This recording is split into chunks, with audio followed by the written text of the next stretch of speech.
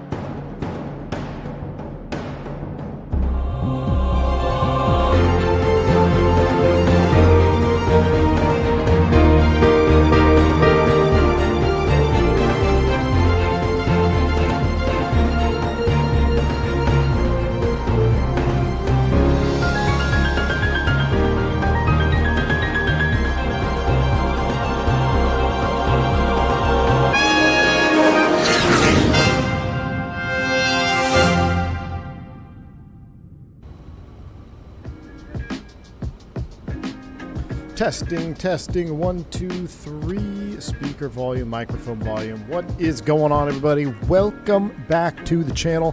Happy Sunday afternoon. Thank you for tuning in on a little last minute stream. Typically don't stream on Sundays, but the weather has been excellent here, so I've been doing a lot of work outside and we got everything pretty much done that I need to get done. And I picked up a trip from my buddy tomorrow, doing a little Fenix turn out of Dallas Fort Worth. So I said, you know what? It's been almost 3 weeks. It's been over 3 weeks since we flew the Fenix. So it has been quite some time since we've been in the A321. It's time to get back to the old OG GOAT of Microsoft 2024, and that is the Fenix A320 simulation, which consists of the 19, 20, and 21. And there's going to be the big Fenix update coming soon, hopefully on Fenix time. So that could be next year, could be tomorrow.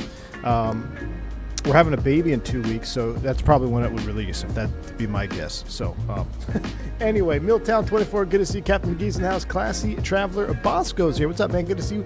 Jeremy Harvey, good to see you. My friend Fud Life.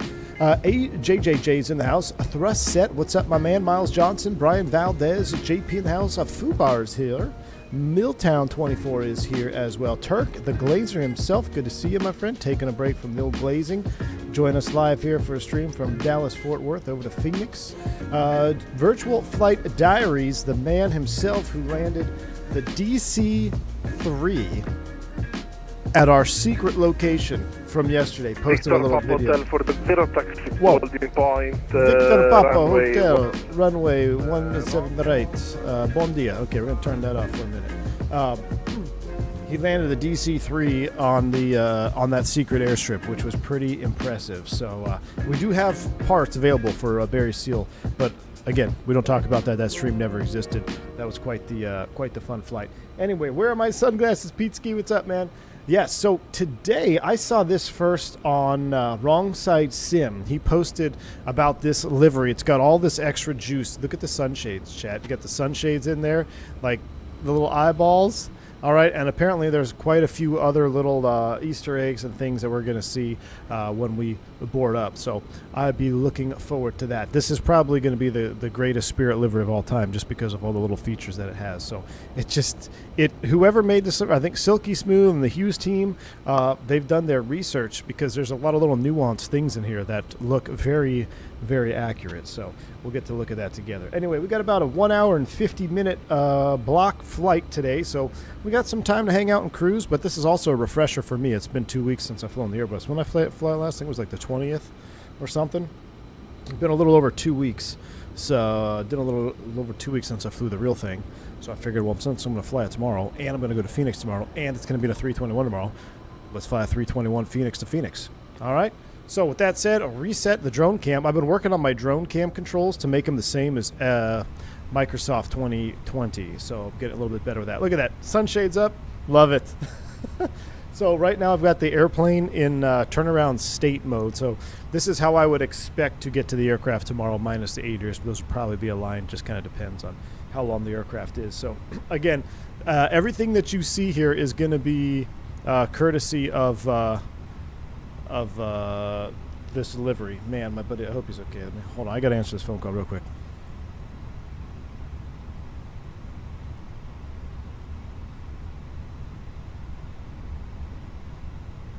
All right, everything's good. I knew he was out fishing today. I was just making sure he wasn't stranded on the lake or something. The Minion mod. No, so I believe that this is real. There's a real photo of a Spirit aircraft with these sunshades up. So they kind of went full on with the sunshades and made a livery out of it, which is pretty cool. And you can go ahead and pull them off like that. But here at the gate, you definitely got to have them up because it's hot. It's well, actually, it's not. It's the most perfect temperature ever outside. It's like 73.5 degrees. So like as soon as you feel like it's a little bit warm, you get a nice breeze of about 71 degree air. So it's absolutely perfect outside. So gotta love it. Ooh, new badge for Russ D. Indeed. Wow, Russ D. all the way to the top with the new badge. Russ D., thank you for all the support, man. That's like 56 years of support here on the channel. I appreciate you, my man. Good evening, UK. Good UK evening, Squire. Good evening, Mr. Speedbed. Hayden J. Robbins, good to see you. Bosco says I fired up the 320 yesterday and cabin temp was 120 degrees. Well, let's go ahead and see what we got going on here. We're going to leave those up. Cabin temp right now is 75 and holding. And now I do have PCA air connected, so that's pretty cool. So I got the PCA portable ground air outside. You can't see it, but yes, Jeremy, you know what? It is Captain's walk around rather. You're absolutely right. Let's go ahead and let's do a little walk around. We haven't done a walk around on the Airbus in a while, so we'll come on down. We'll walk around here. We start from the nose, looking at our overpressure there. That's a green disc. That looks good. Make sure everything is closed. We got our RVSM critical area up here, and then here and here, obviously. Coming around the nose cone, we'll make sure it's latched. Got some bugs on there. Make sure there's no bird strikes or anything like that. Looks like we've got the external cart hooked up here for ground. Now, depending on skin temperature, this will be a 3-position door. Right now, it's hot, so we are in full ventilation mode. You can see that this is full open. There's a couple different phases this ventilation doors work, but it's based on the skin temperature of the aircraft. So right now it's hot, maximum ventilation. It's bringing in air from the right side, venting it overboard on the left side. Coming over here, now this is cool. I cracked open the hydraulic, or I tried to open the door from the EFB, but because there's no hydraulic, this is how sometimes you'll find the doors too. They're just like cracked open or hanging there waiting for someone to come over here. Now, if there's no hydraulic pressure to the system, which there shouldn't be, right, because the ground crew's working, they come down here and they open up one of these hatches. And I believe Phoenix said in their big Phoenix update, they're going to allow you to open these doors from the ground, which is what the ground crew would be doing here. This is the dopest of liveries. Yes, wrong side, my man. Streamed it yesterday and found great functionality. Functionality of the checklist. I'll have to try Enjoy that. The flight, all son. Hey, wrong side. Thank you so much for the $10 super chat. You working tomorrow, dude? I got picked up a Fenix turn. Dude, this is where I picked it up from you. I saw you posted on your like community tab. You're like, this got to be the coolest livery ever. So I was like, I got to look at this. And then as soon as I clicked on the flight sim TO file, I didn't even hesitate. I'm like, download, install, gonna stream it because this looks amazing. So this is how I found out about it. Wrong side sim. So shout out, Mr. Wrong Side. Hope you're doing well, my man. Hope you're doing well. All right, so hydraulic looks good. This is closed. This is the raft slide right here, or a escape side that can double as a raft. So that looks good. Man, this is pretty. This is great grime work. Great grime work here on the external of this aircraft. Absolutely wonderful. Get a little bit of a stutter as we walk around. So I have the mismatch panels on as well. Look at this. Look at the grime work here. Evening oil, stand clear, hazard engines while running. Yeah, it should go without saying, but you know, you never can be too careful, right? Got the T2 probe in there. Everything looks good on the spinner. Looks like we got a mismatch cowling here. Something.com. Hey, get what you pay for, I guess, around these parts, huh? Looking at do the just general overview of the winglet here. Winglet, geez, we're flying too much Boeing. Of the sharklet, excuse me. Make sure the sharklet looks good. We got our static wicks. Everything looks good around the outside. Come up here, check our brakes. Usually turn the lights on for a walk around? No, we don't do that, Jeremy. So typically what will happen is the light checks. Wow, our brakes are getting low. Are our brakes getting low? I can barely see a little rod right there. So we are getting close to replacing the brakes. Can barely see that rod sticking out there. Need a flashlight for that. That'd be cool if you could put a flashlight on there. So at night, Jeremy, like when an aircraft does a RON, remain overnight, that's when maintenance will come out and check all the lights. Another, you know, these planes fly pretty much 24/7. You know, they rarely sit on the ground longer than 5 to 6 hours. So the crews that are doing their pre-flights and post-flights in the evening hours, they're the ones that will notice the lights most of the time. And that's when you ride them up. So we don't typically, you know, turn all the lights on and go do a pre-flight like you would on a 172 because this aircraft is constantly flying. Now, that's not to say that you won't find a bulb. I have found bulbs out before. And actually, Jeremy, it's really cool. So on the LEDs, let's run over here. We'll do it on the other side. I'll show you. I'll show you on the wingtip when we get to the other side. Hang tight, Jeremy, about the nav lights. I'll get back to you on that. One other thing that I do find that I write up, though, is landing lights. So typically landing lights, those are going to be mostly crew write-ups because you'll figure out right away when you put the landing lights on, oh, I only have one beam of light in front of me. So then you'll write up landing light in op. But other than that, yeah, it's always pretty much taken care of on the RON inspection. Coming around the other side, make sure everything looks good. Getting a little hot out here, so let's run to this wingtip and I'll show you. Oh, look at that, American 777. Can I do Shift V? Cheers. That's the One World livery too. Man, I feel like I'm actually at Dallas-Fort Worth right now. I love Microsoft. This is such an awesome sim. All right. I saw United canceling some ops at Newark because of the issues. Yeah, didn't a bunch of controllers like walk out or something too? Yeah, they canceled 10% of their flights. Everybody I've known that's gone up to Newark in the last couple of weeks says they absolutely hate it. So, Wrong Side says, I'm working tomorrow. Holler if you have any problems. Avoid Newark ops at all costs. There we go. Complete poo show every day. GDP ends at 01 and starts at 05. Oh, my gosh. Jump seated up to Detroit the other day on a 321 CEO. Auto thrust in op, one thrust reverser in op, and Cat 3 downgrade. That's awesome, man. When are you going to jump seat on one of my flights, dude? You never jump seat on one of my flights. I don't think you love me anymore. But that's awesome, man.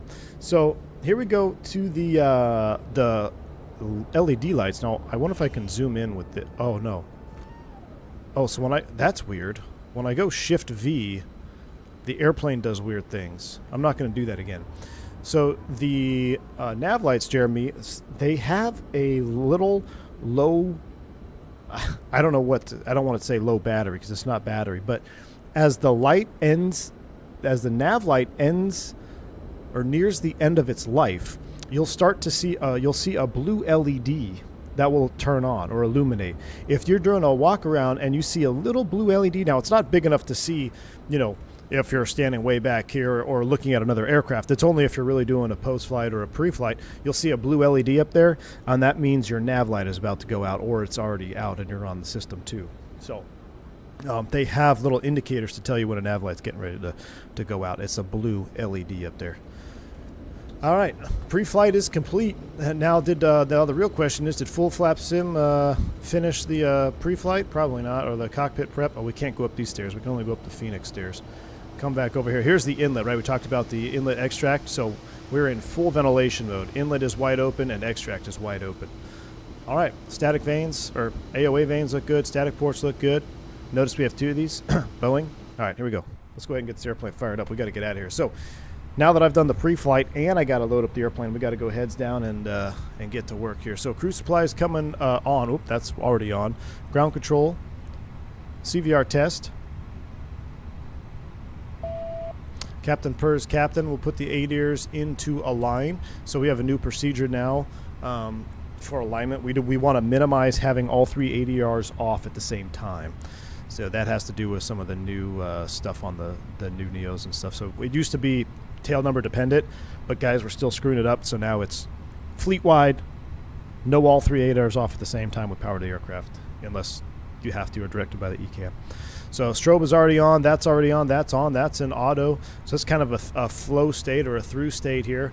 We'll do our engine fire test.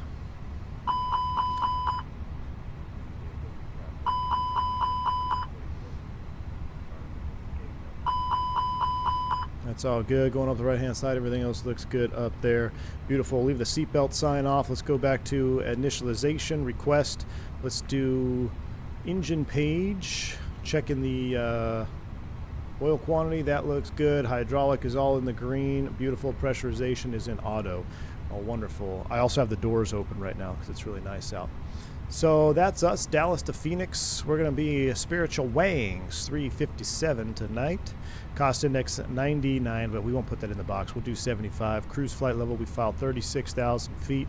Oh, you know what I got to get fired up here? Is my mini FCU.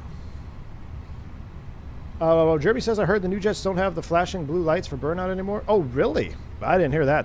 That's unfortunate. I wonder why. Save money? Probably. Maybe they tariff those little flashing blue LEDs. Wrong side Sim says, better question is, when we share a cockpit, I could be doing the pre-flight while I take your 30-minute walkarounds. That is a good question, man. Well, shoot, I don't know. Whenever you start flying the real Sim, 2024, instead of this 2020 nonsense. Outside air temp 24, tropo 39, because I don't know where to find it on the flight plan page on this thing. Departure, we're going to be blasting off Phoenix. It's actually a long taxi, but because it's DFW and it's a not super optimized airport, we're going to minimize taxi time and we're going to blast off 17 right. But real world tomorrow, I will be blasting off 18 left, barring something crazy. We're going to be on the, let's see, is clearance online? No, clearance is not online. West Tex 2 out to Sycan is what we're doing today. West Tex 2, Sycan, insert down to Phoenix. We'll pick an airport arrival when we get a little bit closer, but let's just plan for the ILS 2. Are they landing east or west? SimBrief said they are landing 25s, so we will plan for 25 left. Man, it's been a while, so man, it'd be late. We'll do 25 left. We'll throw it in the box. What the hell? 25 left on the Ping 1 via driver. I remember this arrival very specifically because the one captain, if you guys know the story, you guys probably remember the story. The one captain, my whole career flying, regionals, corporate, heck, even instructing, airline, 120, like mainline flying. I've only told one captain ever. Basically piss off, and we were on this arrival. So if you don't know the story, maybe we'll podcast it, but you're gonna meet a bad apple. It's just gonna happen. You're in this business long enough. All right, so there is the arrival, 802 miles. That checks out just fine. Let's come up here to the secondary. We're gonna initialize the Dallas Fort Worth to Dallas Fort Worth. Oh, you know what we should be doing is loading as well, so stand by. We'll come back to that. I'm gonna close my window here. Now, I haven't tried this. Should we leave the window? unlatched. See if this window opens up on takeoff. What happens if you don't latch that? Will it actually open up on takeoff? Let's go to ground ceviches, weight and balance. Let's go ahead and load the aircraft. I've been jabbering. Let's go. I wanted to do 16 minutes, but we'll just do 5 minutes. I just forgot to start it. So 5-minute load. We got to hurry up. That's okay. We know Dallas. Secondary. Arrival. We'll come right back to 17 center. Secondary perf data. Next phase. 762 in the barrel. Winds, we're going to zero them out. Temperature off the ECAM is 24 degrees. QNH, we'll do a magic barrel ref. What? How did this pop up? What did I do?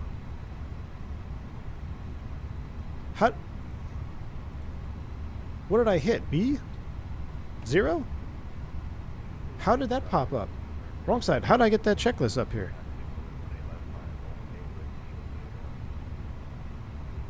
Well, that was crazy. I never got the altimeter. I clicked it.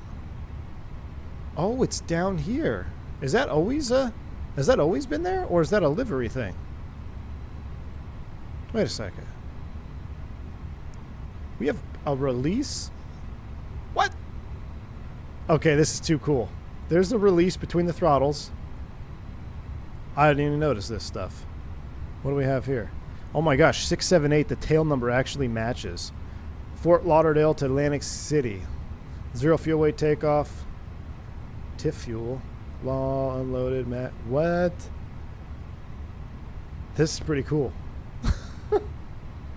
This is real life. This a livery thing wrong side? My goodness. All right, 290907 in the meter. We can actually run a checklist now, chat. JJ, you got to get this livery, man. It's on the Flight Sim TO, Hughes Air West. It's like it's got everything. It's awesome. Wrong side says I flew with a super senior Detroit captain, retires in 3 months, was telling me for 321s exceeding 172 pounds, manual state, no single engine taxi. Good info to take back, double up that gas. What? He said it's in the book, 172. Hit the like button if you've ever single engine taxied a 321 over 172,000 pounds. All right. Secondary is done. RadNav, nothing to put in there. Progress page, we're going to put KDFW. I know you can't exceed 20 knots in a turn when it's over like 130. Well, actually, no, they changed that. It's 10 knots max in all 90-degree turns now. That's a new one. It used to be a weight associated. But now it's across the board. Doesn't matter. 10 knots, 90-degree turns. All right, 17 right is our takeoff runway. That looks good. Perf, init B, we'll come back to that page right now. Block fuel, are we done fueling? No, we're not. 21-1. Let me launch the mini FCU, and then we'll be good to go. You can exceed 20 knots in a turn, but tires come off. That, or you really start to burn the rubber, you snub that nose gear. Now, you can make some turns at like 18 knots, but I'll tell you what, like it's 18 plus knots in a turn is fast, even in like no way in a 321. But I go back to when that 737 United, when they went off the runway in Houston last year, 2 years ago, they were trying to exit at like, what, almost 40 knots on a wet runway? I get uncomfortable at 20 knots on a dry runway in a 319. I cannot imagine trying to turn off a wet runway at 30 plus knots, 90 degrees. So, eesh. Anyway. Is there a link to the livery? You know there's not. Let me get one. Just because it's that good. Hold on, give me a sec. What is this? This is Spirit 321. Livery, Phoenix.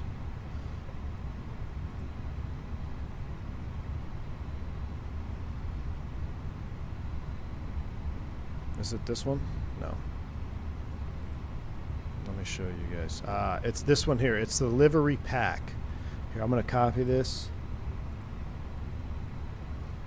And I'm going to pin that. Replace. Because it's that awesome. It's that awesome. So that's the file right there. Skinny, yes, this is the latest default DFW. All right, it's getting hot in my V1 HQ. Is fueling done? Yes, it is. 21.2 checks. Fuel tank pumps are coming on. Boom, boom, boom. Seatbelts, prime the APU. We'll come down here. We've got 21.2 in the tanks. Since I am going to work tomorrow, let's go ahead and try to slow down here and do something real. So our fueling is complete. With fueling complete and a book on board, we can do a little bit of a brief. But we're going to do that after we get you started and after we pull up the charts here. So give me 1 second. We'll pull up our Navigraph. Ground charts, I don't need them. I don't need a 10.9. So, but let's practice well. Where is it? Standard. Am I going crazy? 60 to 6, 60-9. There it is. Oh, silly me. They're already started, courtesy of Fenix. I hear the APU spooling. All right, West Tex 2 RNAV departure. We'll pull that up. Top altitude on the SID. Let's do it properly. It's going to be 10,000 feet, so we'll set 10,000 in the FCU window. With that completed, we'll go back to our weight and balance. That's arrival. Departure perf. Let's finish this. We'll send these to the McDo. Those are our final weights. Go to perf takeoff. We'll start the chrono because the APU just spooled up. We're going to give it 3 minutes. We'll go VOR, VOR, and we're going to sync the final. Force Toga, no. Let's see what it gives us. Sync live, calculate. We'll see if we hit our light goal for takeoff at 200. We'll do 225 likes for takeoff. We'll go PAX off. If not, we'll actually, or excuse me, we'll go Toga. If not, we'll actually flex it because, like I said, I got to go to work tomorrow night. Can't just be Toga in for no reason. 17 right, 47, 59, 59. Send those over. All right. That has been completed. Let's do a little brief. You got any threats? Threat is wrong side sims in the house. It's always a threat. Complacency. We're operating at DFW. The weather's clearing a million. This is real. I mean, when there is clear weather, you're at your home base. Complacency is probably legitimately the #1 threat. Maybe a taxi way closure or something like that. Remember, we check all the NOTAMs and stuff. I'm not going to sift through the NOTAMs on SimBrief. We have a real cool update now on our JEP. I think I told you all this before. So like if I was looking at the taxi chart and I wanted to see NOTAMs for this, there's a little button down here that says show pertinent NOTAMs, and you click it and it will show all NOTAMs pertinent to taxiway surfaces. Same for like approach. If I have an approach up, I can hit show NOTAMs and it will show NOTAMs only pertinent to that specific approach plate. So it really streamlines the NOTAM process. So that would be another possible threat. But like I said, complacency, our #1 threat.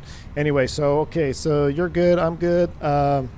Be a 321 departure, left seat out of here with 321 for tail strike avoidance. We're going to start them up both. We're going to 2-engine taxi today because Ron said we can't do it above 100, single engine taxi above 172,000. So we'll do a 2-engine taxi. Out spot 49, 17 right, Kilo Echo Golf most likely. Top altitude 10,000 feet. Emergencies prior to V1 will be as per our SOP. My decision to reject. After V1, we'll take it airborne. It's going to be a slight right turn heading 190, speed up, clean up 1,600 feet. We'll come right back around on either 17 center or we can use the 18s if that is more applicable, but preferably 17 center, long dry piece of pavement. And that's pretty much all I got. Any questions? No questions. Cool. 10,000 is set. We got a squawk code 3661. Oh man, if I got 3662, that would have been funny. 3662. If you know what the 3662 club is, courtesy of Brickyard, hit the like button. All right, 36. Oh wait, I gotta get the right score. 3661 is set. We're in above TARA. Boom. No questions? All right. Cockpit preparation checklist, please. Maintenance log and tail number on board and check. Gear pins and covers removed. Seatbelts on. ADIRS, nav, and fuel. We need 20.1 required. 21.1 on board. Altimeters 2909 set. EFB checked. Cockpit preparation checklist is complete. How do I put you away? Just click on it. Wonderful. There's 3 minutes on the chrono. We'll kill that. APU bleed. That's coming on. Let's close up shop and get ready to go. We'll pull our sunshades. Wrong side. I'm going to need you to close your window over there. We'll do that. Do this. And that. Beautiful. All right. Let's come over to ground ceviches and get out of here, chat. All right. GPU, cargo doors. doors, doors. Get rid of the jetway. All right. I was really heads down there for a while, so I apologize.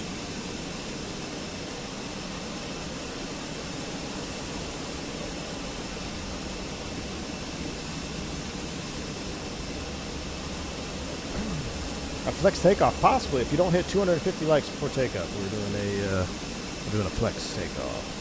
Just got my Moza FSP on the way. Pretty excited. Awesome, man. So the Moza profile that I am using is in the V1 Discord in the Moza section. Check the pin messages. We got a couple different profiles up there for the Moza AB9 Base. That's what we're rocking today. Andrew Phillips asked that question. Sorry, man, I was a little bit heads down there. There's going to be a surprise for me in Phoenix. Uh-oh, is it easy? Link delivery is up top. Do you ever use physical checklists since you have an EFB? Yes, every time. Every checklist is physical checklist usage. Now, it's a PM/PF thing. So pilot monitoring will always read the checklist, and then pilot flying will respond or do as appropriate, right? CTAF for this airport is gonna be CTAF dot KDFW. CTAF KDFW. Oh, dot CTAF KDFW.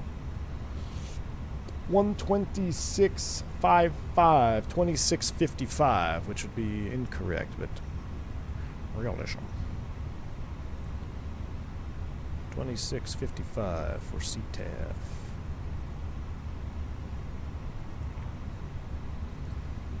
Forward traffic, Spirit Wings 357 backing off 8 Echo 32. Will be 49 for Kilo Echo Golf 17 right, Dallas traffic.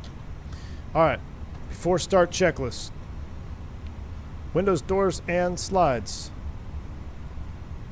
Closing on. Beacon on. Thrust levers idle. Parking brake is on. Transponder before start checklist is complete. West cargo taxiing to runway 18 left via Charlie Whiskey Foxtrot, Fort Worth. Yes, I did a secondary. You want to bet me? 57 cents thrust set?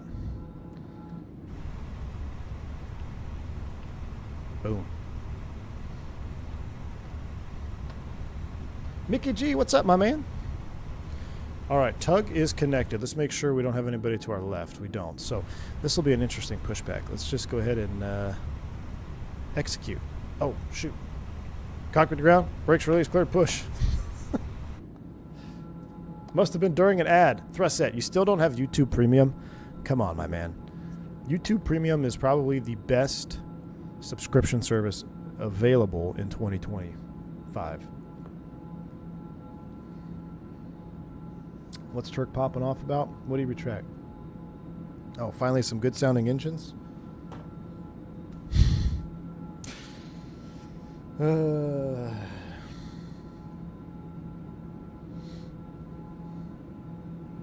Is the Gator just sitting below the stick? D'Amico said the Gator isn't supported with the Moza yet. Correct. My Gator is just sitting on the stick. Let's just stop that right there. That's close enough. So my Gator is just sitting here. Now, they are working on a proper mod for that. So that is kind of cockpit to ground, push complete, set brakes, brake set. Pushing back from gate Echo 35. Clear to disconnect. You're clear to start. Roger that. Clear to start. Start engine 1. Starting 1. Here we go. There is going to be a Moza AB9 official FSP setup. Right now, I'm kind of just running what I've got. Shh, shh, shh, shh.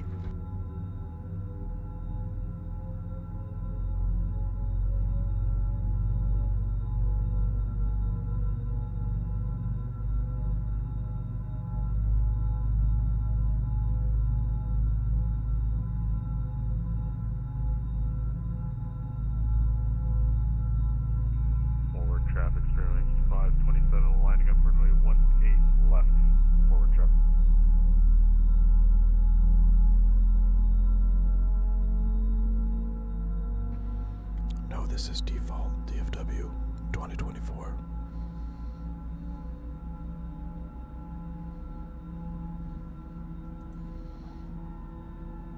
Got the hydraulic pumps kicking on. All right, there's bus transfer. Look at that United triple taxi now. That's one thing you don't see in Dallas very often. There's the Avail light. Good start on 1, starting 2.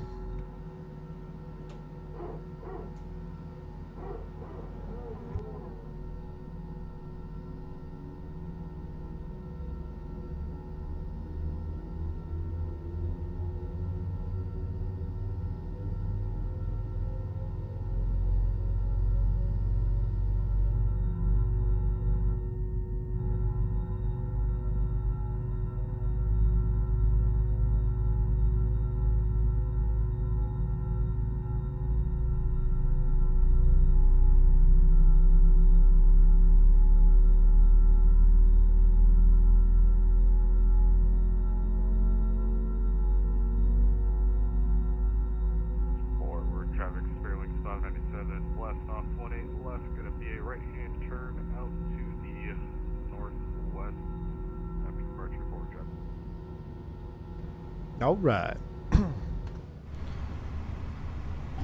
JJ, think they should be louder? I always thought they could be louder too. I mean, I guess it really just depends on where you're sitting too, you know?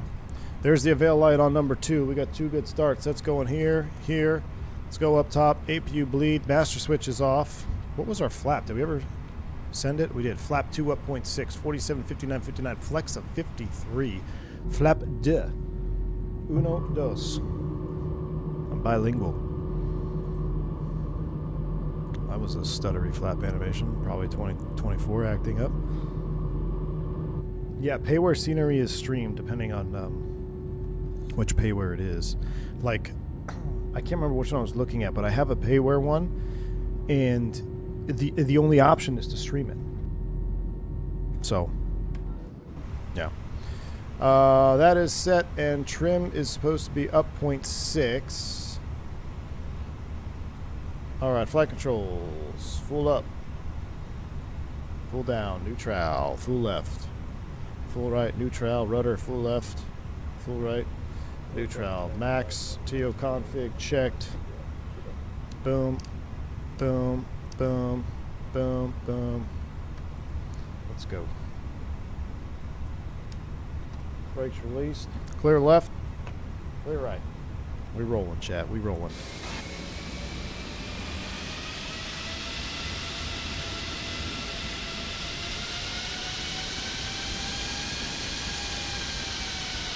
Oh, yes.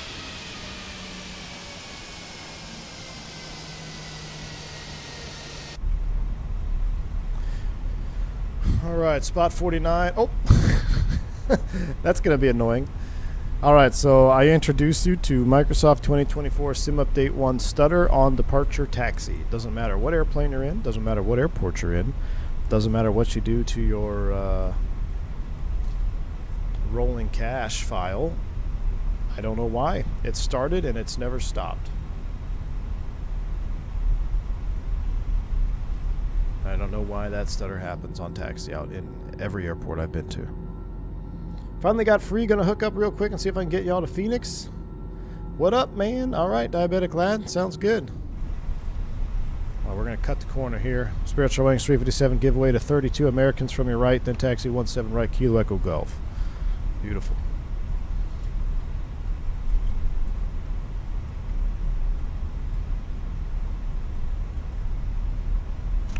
Remember, if you want Toga, we got to hit 250 likes. So I have my new taxiway signs. They look pretty good, I think. That's that $7 payware thing from the marketplace that changes all taxi signs to like ICAO size and coloring and stuff. So, all right, we're on the keg route 17 right. We already did our flight control check back there, which we wouldn't do. We do that on the taxi out. Let's do a mini brief. All right, mini brief. We're taking off 17 right. On the SID should be in there. On the West Tex 2 departure, gross weight is 161,000 pounds. 161,000 pounds. Speed 147, 159. Fuel on board 21,000. Flaps config 2. Flight controls checked. First fix. RNAV Larn with a standard transition. No questions. Then we would do our flight control check. So I did that kind of out of order. What do we got going on over here? We got a company massage.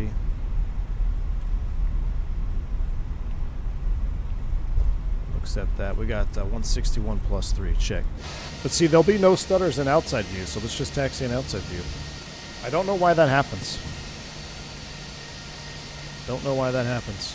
It's only in cockpit view, and it's every airport on taxi out.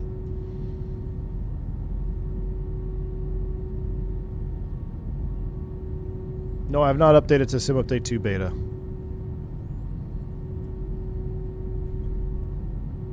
You forgot to give the paperwork to the dispatcher. Oh my gosh, I did. Are they still in the throttles? Yeah, paperwork out the door, so then I'd have my paperwork over here. That's funny. That is funny. No, I don't want to do the beta yet. I'm going to give them one more week. If they don't release it this week, then maybe I'll do it, but the whole entering, exiting of the beta is too much of a pain. If it was easier, then I would do it. But you gotta like download the Xbox Live app, the Xbox Client app, the Xbox Beta app, then you gotta send them your social security number, and then they link you a beta update, and once you install it, you can't get rid of it. If you do, it'll wipe every single control binding that you have. It's just Microsoft being Microsoft, man. Why is he taking off northbound? Man, yeah, it is. Welcome, DFW. Why is Phoenix America's friendliest airport? That's what they were rated. America's friendliest airport, man. That's why you need Steam. I know, but I don't have Steam. I mean, I have Steam, but I don't have 2024 on Steam. I got it directly from the source. That way we could fly it on day one. The beta fixture stutters, and that's what I've heard, man. And I never had these stutters until Sim Update 1. And what's interesting is on Sim Update 1 beta, I didn't have the stutters. But when they released Sim Update 1, then I got the stutters. So, yeah, I know. It's just, man. Bearded Aviator in the house. What's up, man? Good to see you, dude. Rated #1 by the Friendly Airport Commission. Trying to just taxi from Wingview here. Not bad. We're a little bit in the dirt. Still too many trees out here in Texas. We need to get rid of these trees. None of these trees are here. None of those trees are there. I mean, this is a pretty good area. This is the best DFW we've had in a sim since FSX. But it could still use some work. Definitely not that $30 one. That Imagine Sim one, is that what it is? I looked at the pictures, and it's just not, it's not right, man. Not for that price. There's too many things wrong with it. Now, if it was, you know, $10 or $12, I'd say yeah, because the default 2021 was pretty bad. But I think 2020 just got this same airport, right? Yeah, this is default. This is default 2024 Dallas-Fort Worth, which before, in 2020, it was atrocious. This actually looks correct. I mean, there's the Skylink going around. This terminal, what, B, maybe right there? That's the Skylink station. One day I'll be fancy like full flap sim, and or a wrong side sim rather, and I'll have like a 5090 GPU. I'm shocked JFK didn't get the friendliest rating. Imagine Sim looks right if you can imagine it. Nice. 12509. I got my Moza flight base. It's all your fault, by the way. Hey, well, do you enjoy it? All right, Kilo Echo Golf. That's the keg route. We're going to jaunt to the right here. Switch to tower. And do a lineup checklist. I see runway 17 right. Alright, lineup checklists. Oh, actually, we could have done the taxi checklist. Taxi check. Gross weight comparison is complete. Pitch trim. 30.4% CG set. V1, VR, V2 flex. We got 47, 59, 50, 53 set. Flaps config 2. Flight controls checked. ECAM memo. Takeoff all green. ECAM status check. PWS is auto. TCAS code set. TARA cabin crew advised. Mini brief is complete. Taxi checklist complete. I'd call for the lineup check. Lineup checklist. Takeoff runway 17 right. Confirmed. Confirmed. Fuel. 20-point run required. 20.8 on board. Engine mode selector is normal. Bleeds and packs are set. Lineup checklist is complete. Dallas Fort Worth traffic, Spirit Wings 357 departing 17 right at Echo Golf. Fort Worth traffic. Been hearing some guy lining up on the west complex. Fort traffic. Fort track 269 heavy, taking off runway 18 Sim left. update 2 safe 2024. Right-hand traffic. All right. Well, if I can figure out when they're going to get, if they're not going to release it. Oh, look at the grooves here. This is correct. This is pretty good for freeware. See the grooves here for drainage. Now this line is not correct. It's just like this. There's no lead on line for Echo Golf. It's just a hard 90 turn. JJ, I might have to do it. I don't know, dude. The whole losing all of your bindings thing doesn't seem worth it to me because these stutters go away. It's only on taxi out. So I don't understand it, but it is what it is. As soon as we get airborne, we'll be stutter free all the way to Phoenix. It's this week. Just hold. All right, Turk. I'm going to hold, man. I'm going to hold. All right. Echo Golf. Clear left. Clear right. We're cleared to go.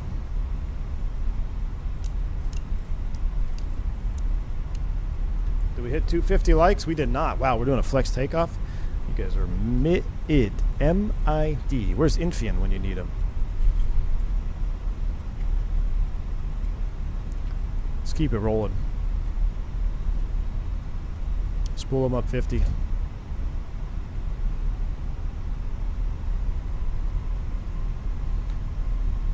Yoga-ish flex, because we're mid. Uh-oh. Man flex, 53 SRS runway auto thrust. Blah.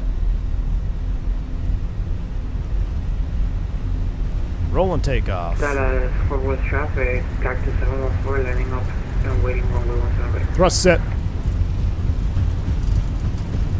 100 knots. Golly. We have much longer takeoff roll when we flex it.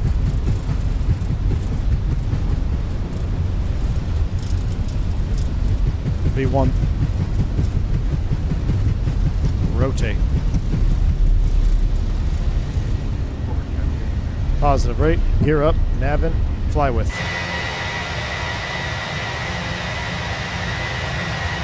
Ooh, buddy. And just like that, slideshow is gone, and there's Dallas Fort Worth, baby.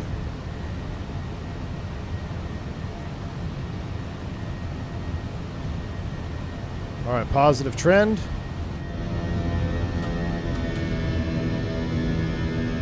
Flaps 1, speed checks, flaps 1. There's the Maverick VOR right there. That's cool.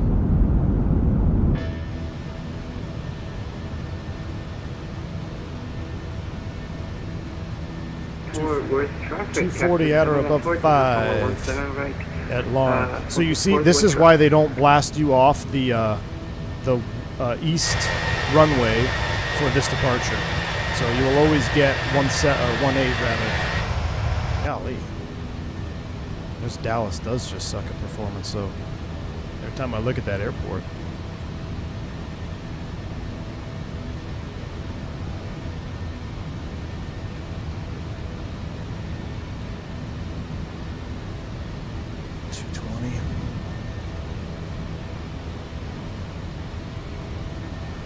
There goes the flaps, auto retract, and flaps 0 after takeoff checklist.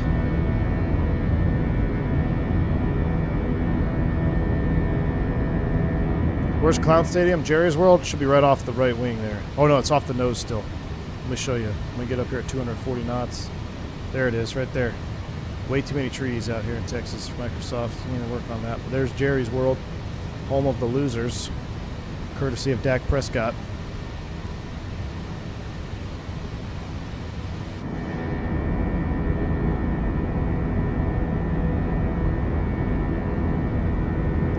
Not enough cars on the road here. Be bumper to bumper traffic at 445. All right, 240 out or above 5. We met that. Forward traffic, the Spirit Wings 357 over Lauren at a 5,500 out to the west. Last call, Fort Worth. I had a kick about somebody mentioned Flightdeck to Sim. Full beans. This is Toga takeoff. It's like, we're going full beans. I thought that was funny. I'm going to use that tomorrow if we do a Toga. Like, well, there's possible wind shear. Let's go full beans. Show us where Jerry hurt you. Right there, Mickey G. That's where Jerry hurt me. Right there. We need to get a tree removal mod.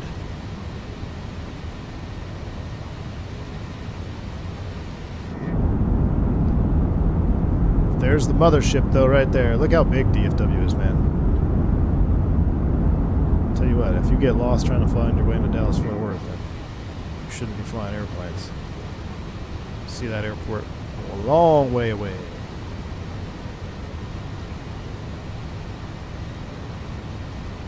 Spare Wings 357, climb and maintain, flight level 240.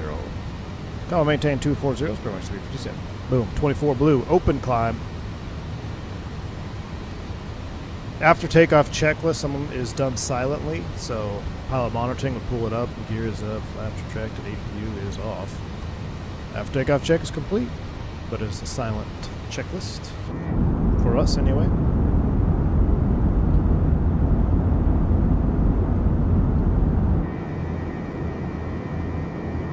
I believe that's Lake Arlington down there. If you ever have a shortage of syringes or dead bodies, just go fish Lake Arlington. There's 10,000 feet. We'll go ahead and kill our landing lights. Wing light. Forward call. After we do a forward call, typically I'll come right back down here and I will go boom there so I can hear the flight attendant pick up the handset. And then they'll say hello. And I'll either respond or not respond. Doesn't really matter. They have a required call to say hello. That way we can verify that the cabin intercom or the cabin intercommunication device is working properly, so I can hear them on the handset, but I'll leave that up just in case, but I'll turn it down. Also, out of 10,000 feet, we'll go ahead and copy the active flight plan. Nothing to clear out. We'll put Sky Harbor in the progress page. And also monitor Delta operations on guard 21.5. And then we'll turn our noise canceling headphones from low or off, because we're in a 321 tomorrow, to medium. Now that we're at a 10,000 feet. And that's pretty much as real as it gets. Spirit Wings 357, climb and maintain 360. Climb 360, Spirit Wings 357. Go to the prog page, verify we can make it. Optimum max checks, 36 is set. That's it. That's all she wrote. Autopilot 1 engaged. Time to get comfortable.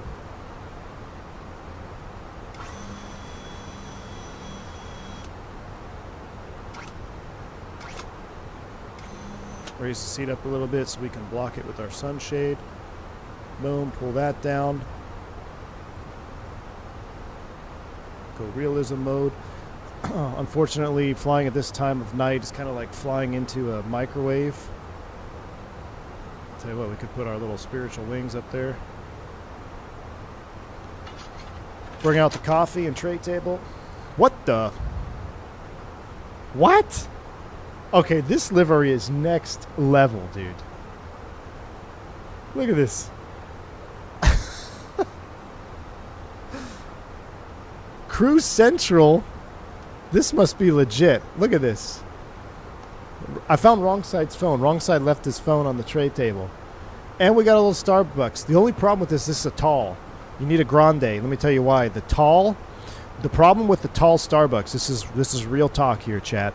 If you get a hot coffee from Starbucks in the tall position and you place it in the cup holder, the lip right here has a tendency to get under the lip right here on the lid and pop your lid off on the takeoff roll. So get the grande. If you don't want the whole thing, don't drink it. But a tall can be problematic in the cup holder here, real life. Now they're plastic. If you get iced coffee, whatever, it's a little bit different. Technical log. Chat. So this would have been up here. So, man, I didn't realize this was simulated. We could have simulated that. So technical log, when you get to the aircraft, it'll always be up here in plain sight. And then I verify it, first officer verifies it after we're done, and then I will put it away during the cockpit preparation checklist. So remember, on the cockpit prep checklist, we go aircraft or logbook and tail number. I say check, I hear it, I show, because it says the tail number on the front page like that. It'll say November, 678 November kilo, and I'll be pointing it that way so the first officer sees it, and then I actually place it right down here. So our technical logs have a big clip on them, and I clip them right here. Now sometimes that clip is broken, and then I will place it back here in this one. This one I put my headset case, my water bottles, if they don't fit here, like, so sometimes I just bring my own water because I don't like drinking the Dasani, because don't drink Dasani. It's got potassium chloride in it. It's not good for your heart. So I bring my own water bottles, which don't fit in here very well. So I put my own water bottles, my own headset. I also put my EFB cover in here, and I have a rule that I don't remove my iPad unless I pull my EFB cover, and I don't close up my bag until I put my EFB cover on my EFB. That way I don't leave my EFB in the cockpit, or I don't leave my EFB cover in this little thing here. So I have a little system. So I have to bring out the cover, then I can bring it out of the cradle. Once they're together, then they go in my bag. I never put one or the other in my bag separately. What is that? What is that down there? Oh, that's the flashlight? Interesting. They got the emergency flashlight down there. There's their little vents. Oh, yeah. Forgot to test our oxygen. All right. We are charging. Go ahead and hide it for now, though. And we're cooking with gas. Let's go ahead and hit standard. Standard set. Once, twice, and thrice. We got wrong side sim sitting on the jump seat. Throw that out there. Crash axe is in the wrong spot. Should be in the closet, I believe. Oh, Silky. If Silky's here, can we modify this glove? You need to make this glove so the middle finger is sticking up. All right.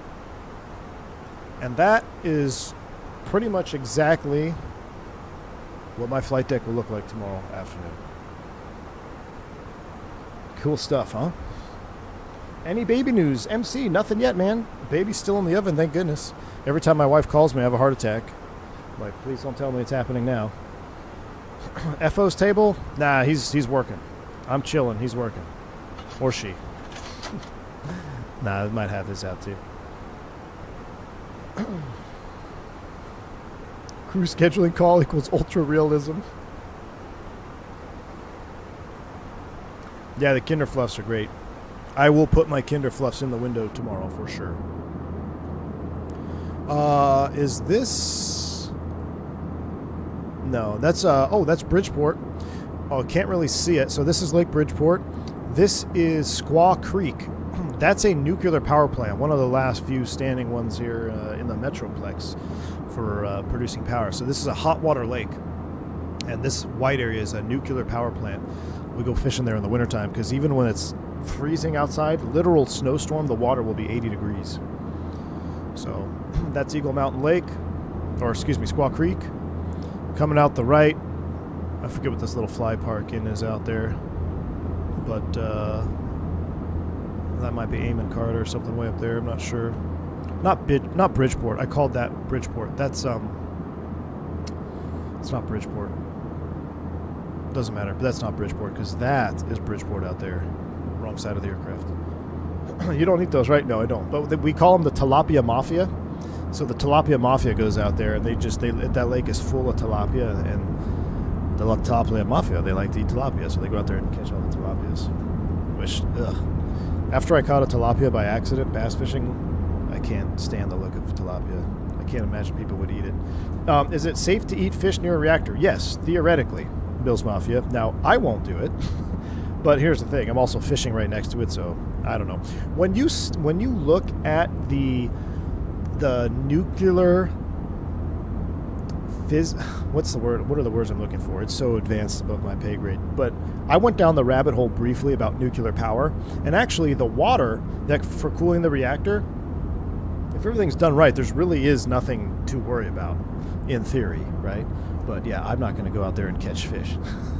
The water is super clean. Yeah, it's super clean water. It's super warm. The vegetation is great. There's grasses, all kinds of good stuff, man.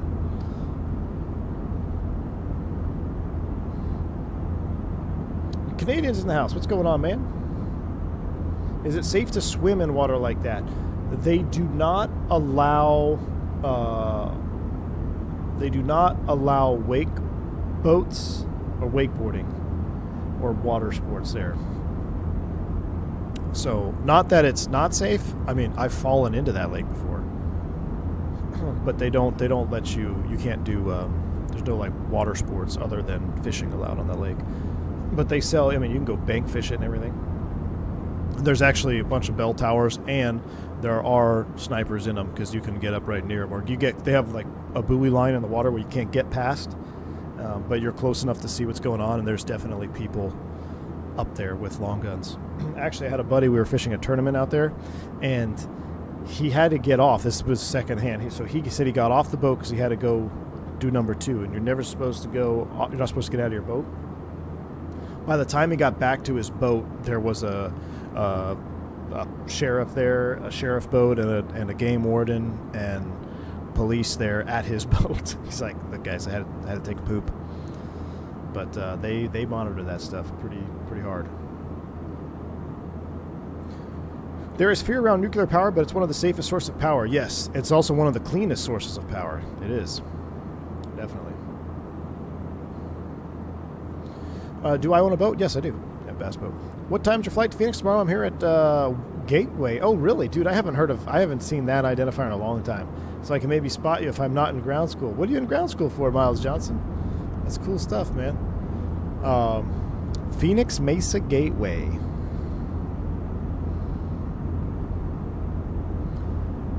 There is a heat exchanger between reactor coolant, not water, and the water. I see. It's a separate loop to the reactor coolant. Interesting. Nuclear powered plane for ultimate power. I'm kind of surprised that there hasn't been more advancement in the nuclear power sector. Like, why don't we use it for more stuff? Maybe it's too good. It's too good. You can't make enough money on it. I don't know. We're not at 41,000 feet yet. We just need to chill. CFII at UND. Nice, man. Because oil, exactly. Because mafia. Exactly. The U.S. Air Force tried a nuclear plane? Really? That's interesting. I'm going to bring this topic up with my FO tomorrow. Say, hey, what do you know about nuclear power? Speaking of, let me see who I'm flying with tomorrow.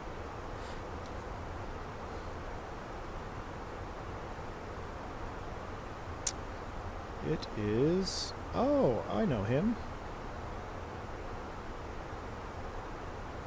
Alright, that's cool. He's been here a while. Cool. Should be a good trip. Now, we're not doing the turn today. Look at the wind. 58 knots already on the nose. Goodness. What? It changed? What? Chat. Silky. Where's Silky at? How did this change? We have a donut. Silky, we need to change this to a maple bar. How did this change? We got a donut.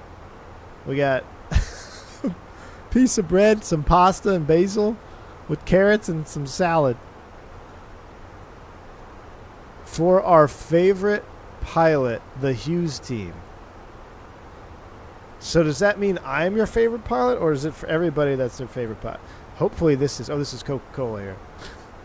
Okay, this is epic. Hughes team went nuts on this, dude. A donut and spaghetti and just, like... nuclear food. Just... I don't know how... I don't know if I clicked anything. I literally just went to the cabin view and came back. Cooked meals on Spirit, exactly. Crew meals, baby. And a contract, I want crew meals.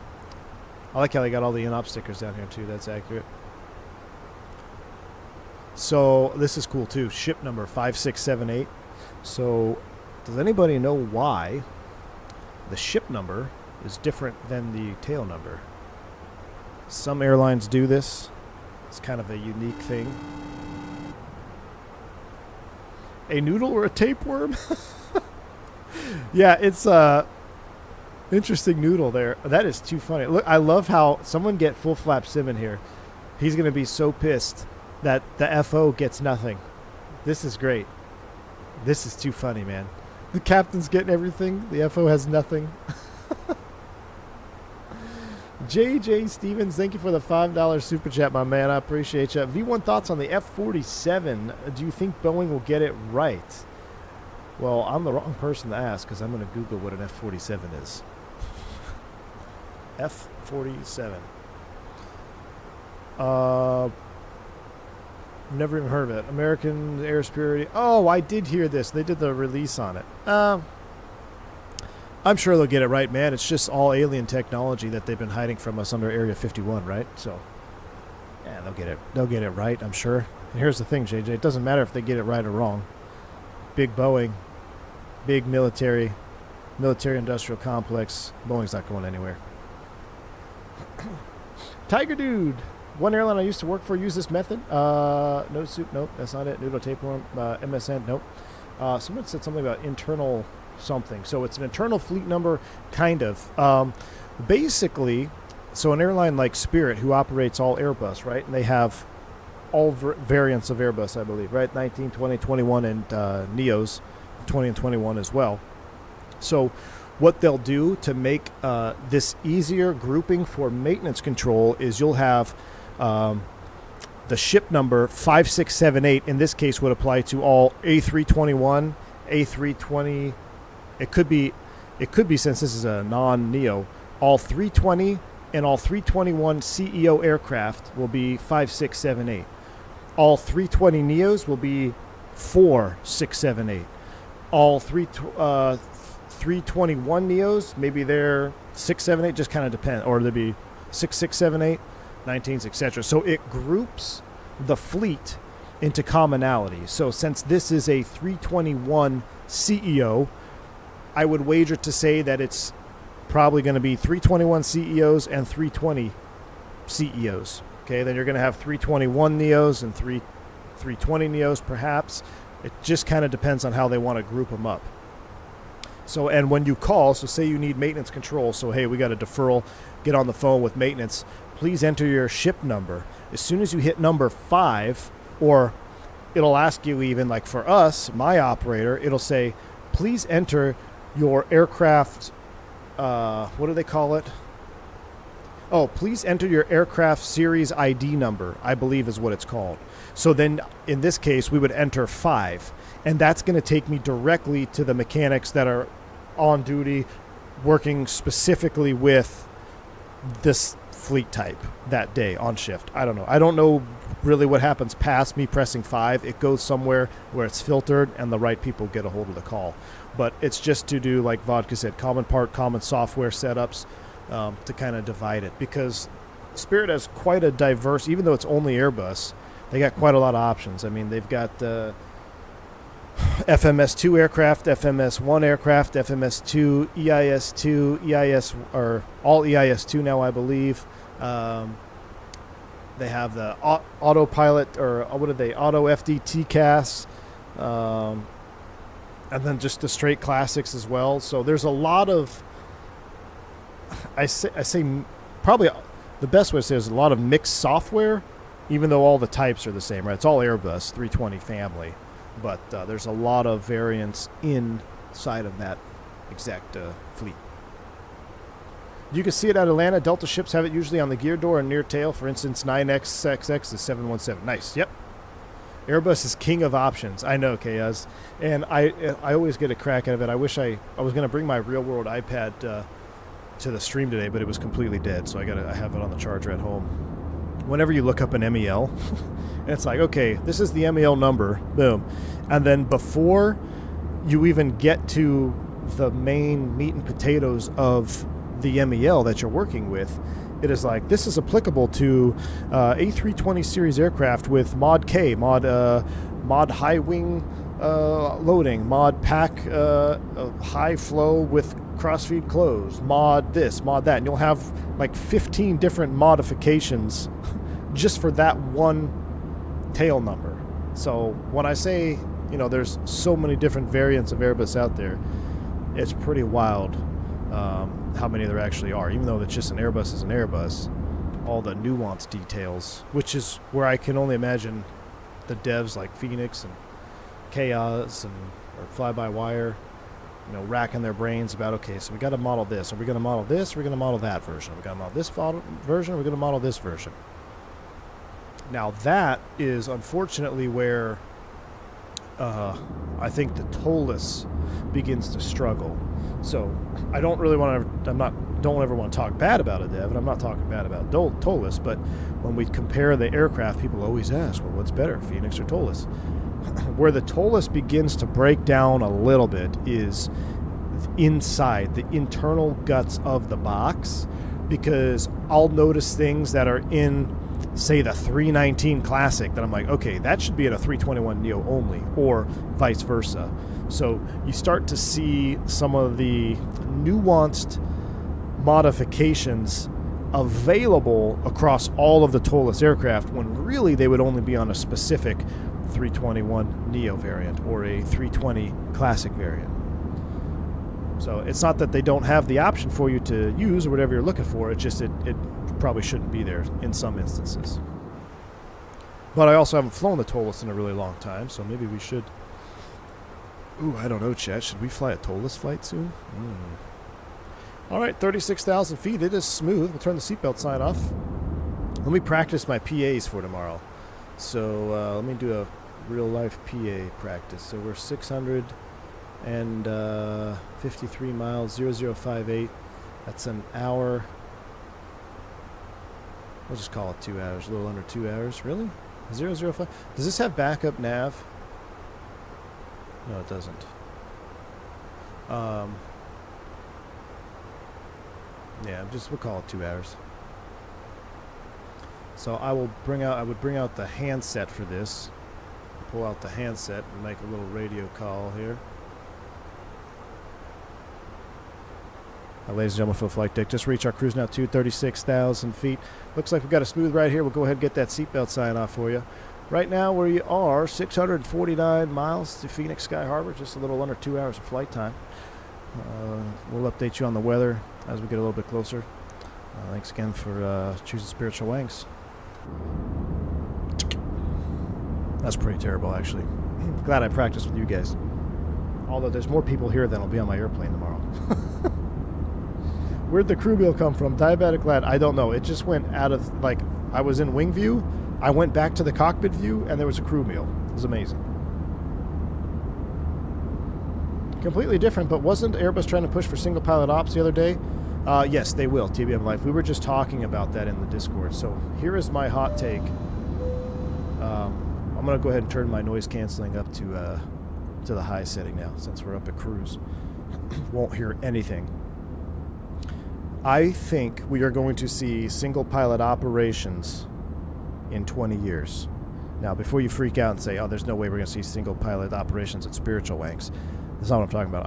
I'm saying we're going to see it in probably cargo first, and it's going to be long haul. It's going to be removing of the additional flight crew. So right now, augmented crew, 121 per the FAA. After, I think it's 8 hours, you have an extra crew member or relief crew. And then depending on the length and circadian rhythm and all this stuff, you get more and more crew members. But what I think is going to happen is you're going to see the removal of the additional crew members of the relief crew. So you'll have, maybe they'll take off, one pilot will sit up front, the other pilot goes back and rests, and then they will swap. Okay. Maybe they go from 4 total pilots down to 3, or maybe 4 to 2. Something like that. I don't think that's just going to go boom overnight. Oh my gosh, we have 2 pilots going from Dallas to Doha. No, I don't think it's going to happen overnight like that. But you're going to see a reduction in relief crews. That's going to save company money, right? And then you're going to see, in my opinion, I think freight air cargo is going to be the first to attempt single pilot straight up operation. So, and I think at that point, Slow brought up a great question: how are second offers going to get their hours? I think that's going to have. I think there's going to be changing in the whole. It's going to shake up the whole industry, and it's going to be probably not the most optimum, but it's going to be the most cost effective, and it's going to save Big Brother money. So I think that's how it's going to start, and I think we're going to see that in 20 years. I think maybe in 40 years, it's very possible we'll have single pilot commercial aircraft as a norm, possibly even in the U.S. So Airbus is working on it. I mean, the Airbus can do it. The 350 can auto take off, can do all that stuff. So, should you show me external view? Yeah, let's go ahead. I'm going to show you external view. External view is really cool. Let's go ahead and get off the soapbox here real quick. Let's go outside. Turn the sim down. We have a company massage though. Hold on, let me get this. Wrong side sent us a dispatch message here. Spiritual Wings Ops. What? 73 minutes late. Oh, it's because I ran the time forward. Sorry, wrong side. Unavailable. All right, check this out, y'all.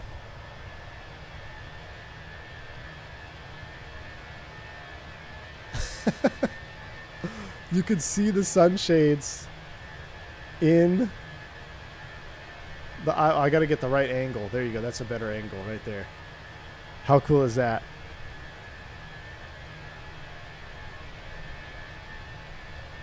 I will stand by the fact that you can't put money savings before safety. And Canadian, you will stand by that fact and you will die by that fact. That is true, but it ain't the reality, my man. It's not the reality that we live in as pilots, unfortunately. But you are correct. On the topic, different options of aircraft, is there a trim or options that you'd consider fully loaded? That's a great one, Nash. Like the AT4 package for the Airbus series. You know, I don't know, Nash. That's above anything that I would have ever seen. I would imagine when you're trying or when you're in the market to buy an aircraft from Airbus, I would imagine that they have plans for you. What does Shift C do? Because I just hit it on accident. I would imagine that they have plans for you. Like, oh, look, this package has all this, and this package has all this. But I've never been in a management position to see such a thing. Climate control optional, exactly. Yeah, I'm actually, I would be curious. I don't know if, you know who would be a good question to ask that? Would be Wrongside Sim if he's still kicking around. I thought I saw his name pop up here. Above 25,000 feet, phone and coffee changed to meal. That's awesome. So 25,000 feet is when the crew meal changed. Oh, Shift C puts you on walk around? Okay, good. So we're good. Climate control. Yeah, so in my operator, we used to have the foot warmer option. We picked up a couple Airbuses from a Mexican operator. I can't remember who it was now. Did it? I don't think Aeromexico had Airbuses. Maybe it was like Viva or I don't know. There was some Mexican operator. We picked up a couple of 319s from them. They had foot warmers. They were amazing. Then people started writing them up for not working, and maintenance started pulling them out of the aircraft. So everyone's like, okay, stop writing up the foot warmer. Stop writing up the foot warmer, even if it works a little bit. And then finally they just removed them all, and that was it. And we all have cold feet. And this plate down here, this is a metal plate. You can actually see this is good. I don't know if this is a livery thing here, but this is very accurate. So the carpet typically ends just like this, and this is a metal plate right here. And right below your feet here is the avionics bay, which is being vented, right, and kept cold. So you start doing those long transcons, this will get very cold. You always got to keep your feet either right here. I've learned this over the years, either right here or in the stirrups, because if you leave them sit down here, they will get cold on this plate. So I actually, even with boots and like boot socks, my feet will still get cold on those really cold long flights. There's also an option that I've never seen personally, but there's an option for a heated galley floor as well. So you can, when the galley floor would be heated all around. But I don't know anybody that runs that either. What do you do in a rudder failure? What do you mean a rudder failure?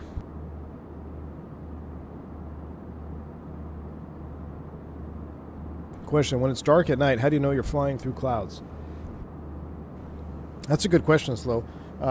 Depending on the thickness, it can actually be kind of hard to tell. But generally speaking, you're going to see a glow of the lights. So if you look out your the 321, if you really stick your head out there, you could see your wingtip. But what you'll see is the flashing of the beacon will kind of glow around the aircraft, meaning that you're kind of like in something. If you want to get, you know, hardcore, you can flip a landing light on and get the drag out and freak everybody out, because you'll hear this. If you pop that thing out at 330 knots or whatever, at, you know, 35,000 feet, but or I guess be Mach. So if I were to pop it out right now, it would make a significant vibration. But there's no limitation on it, which I find surprising. I find that surprising. There's no limitation on the landing light as far as speed or altitude is concerned. But you can do that as well. A lot of times, this may sound weird too, but you can smell it. So you can smell when you're flying in precipitation, and you can smell that moisture in the air come through the pack. So you've probably smelled it as a passenger, especially if it's real thick, you know. The strobes start to become annoying. Yeah, the strobes. Yeah, that's when you're in it. So there's about 3 different layers of clouds that you can fly through. There is the light thickness, where, you know, you might smell it, you might not. You'll see some glow from the strobe lights. Then there's the second level of thickness, which is a really dense cloud, which is the beacon. When you start seeing red in front of you, considering we're in a 321 and that beacon light is way back here, when you see the reflection of the red beacon light in front of you, you're in some real thick cloud. And then there's the thick cloud, which is where you can't even see your wingtips. You just see everything. You see the red beacon blinking. You see the strobes light blinkings. You can't even make out your wingtips because the clouds are so thick. That's my scientific 3 cloud breakdown thickness for you. 250 knot limitation on Angry Widget 7.3s? Really? I'm surprised.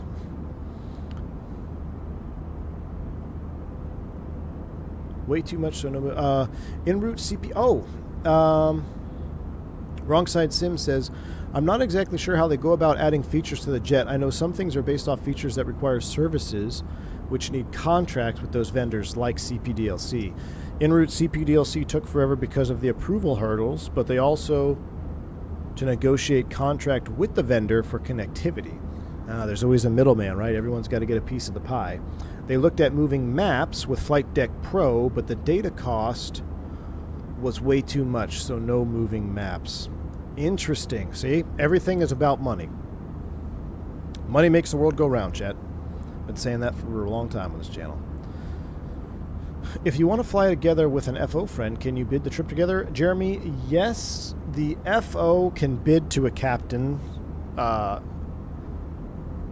I don't think a captain can bid to fly. Yeah, the captain can't bid to fly with an FO because captains get awarded their schedule first. So, as an FO, you can buddy bid with a captain that you like, but can't do it the other way around because the captain's schedule comes out first.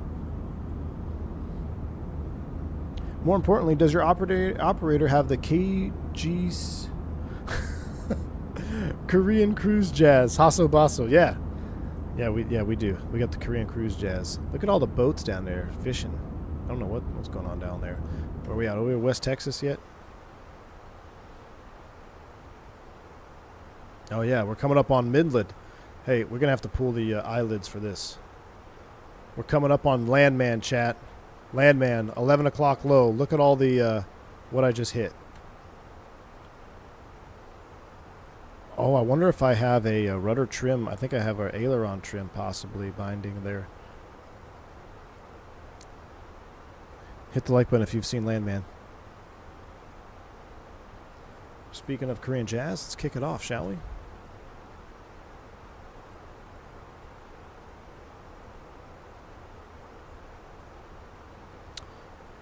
Yeah, let's see.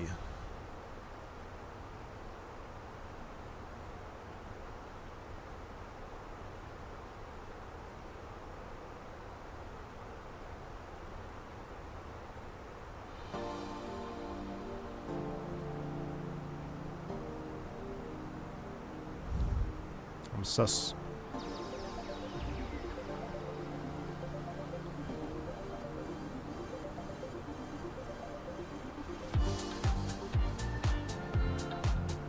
I feel like I've heard this song before.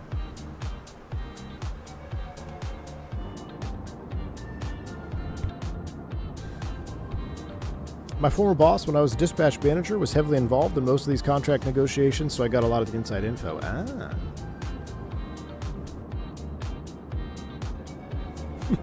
Chaos says, this is why we have flight sim, so low-cost pilots can experience the Airbus catalog.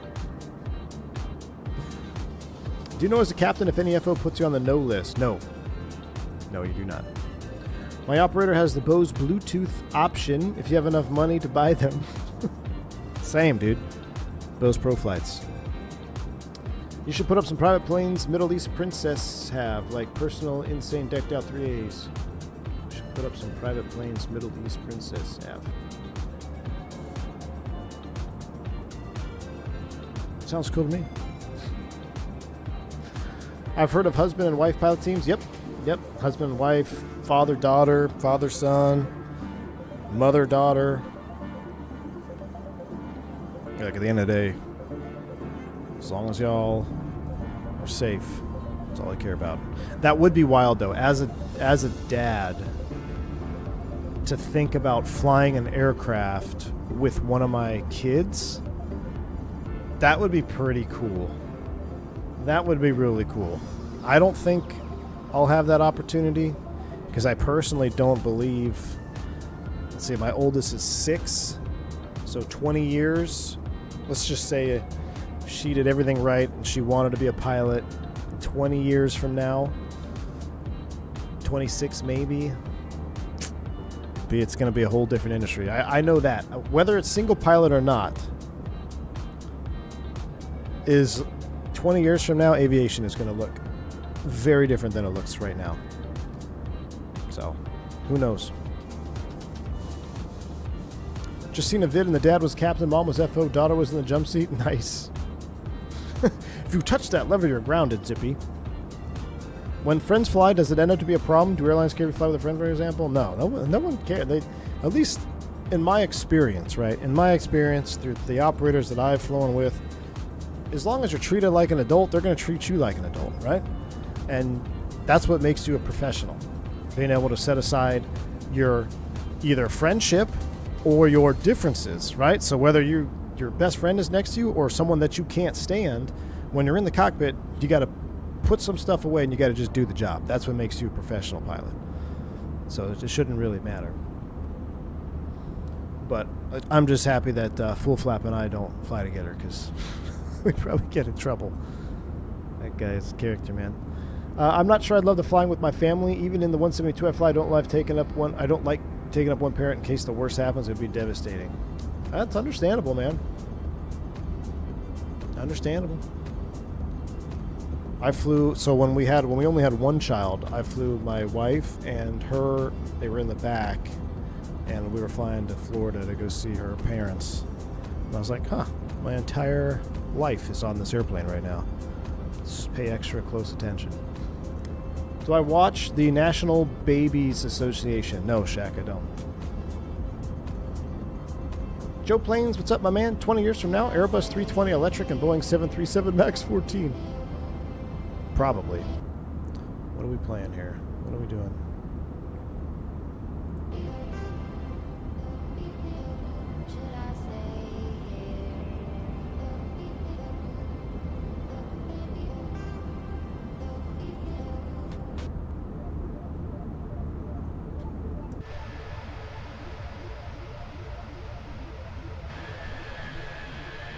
I kind of like the jump seat view the best, honestly. It's kind of a good vibe. Hey, who stowed my tray table? Did I do that? Thank you. I'm not done eating.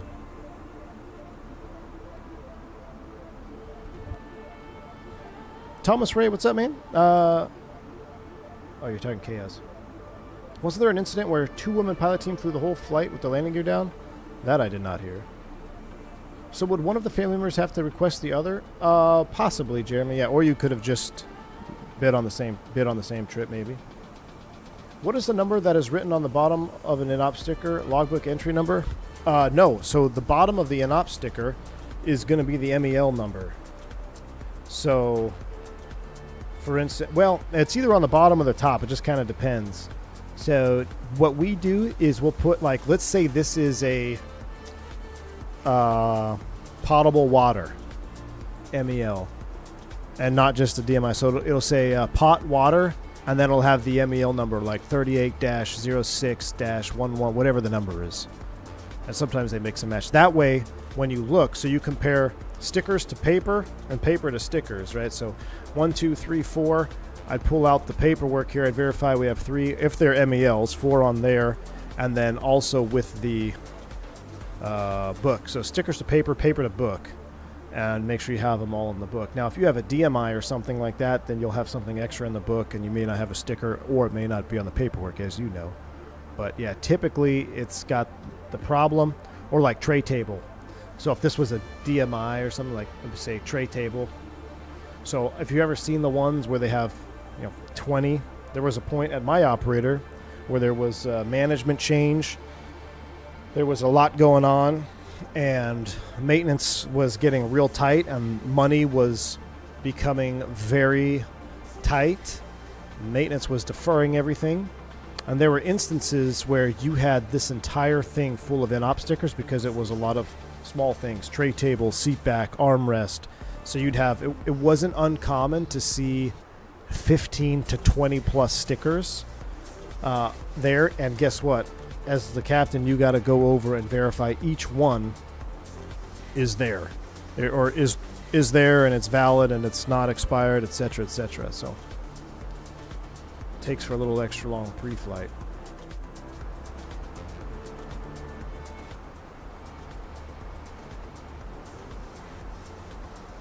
Those eyes are creepy.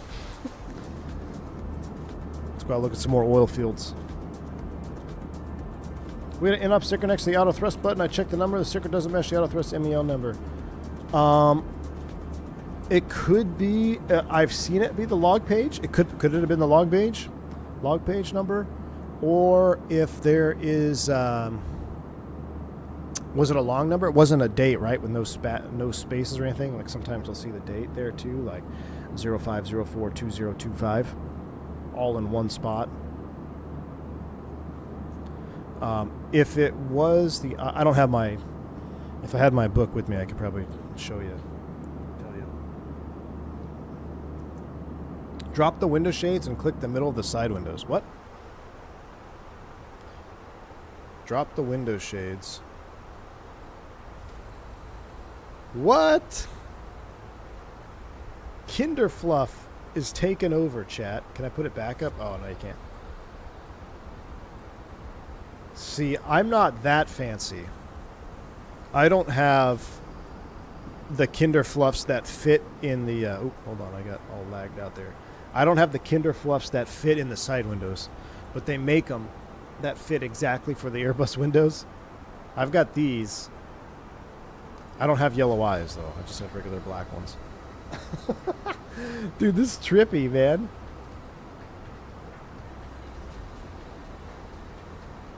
Clip the captain waist bin. Hold on. I like seeing out, though. I like being able to see out.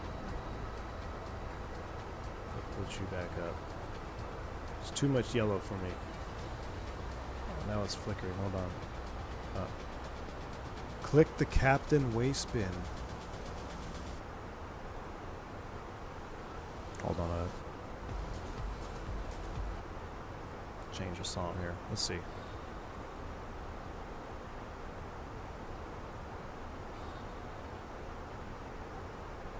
What the? Hold on, chat. We've just gone to EIS-1. We've just gone to EIS-1, chat.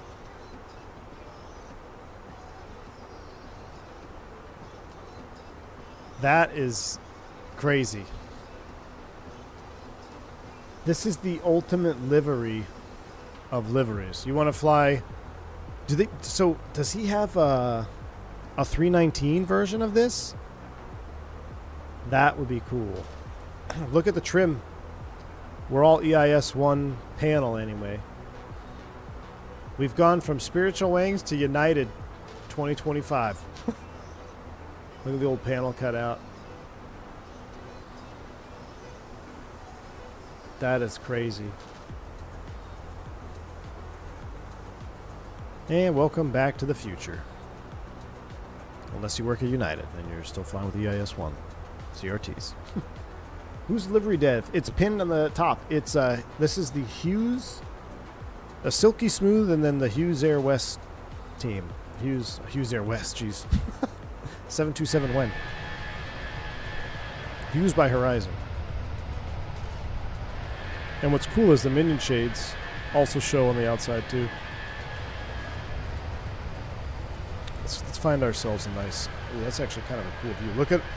Look at those oil fields. We must be. Are we near Lubbock? We're probably past Lubbock. Well, now I gotta know. Hold on.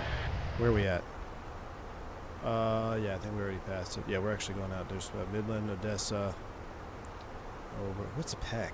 I should know Peck.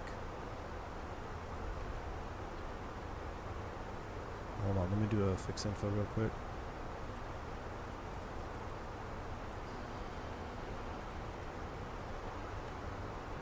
Oh yeah, Lubbock is off to our right. Lubbock is out there. Wow, that's crazy though. Alright, let's turn the sim down a little bit. We'll just stay out here for a minute. What's in the dashboard? That's the flight plan release. Oh, you mean up top in the glare shield? No, that's the maintenance log. That's the technical log. Pretty cool. That's the technical log.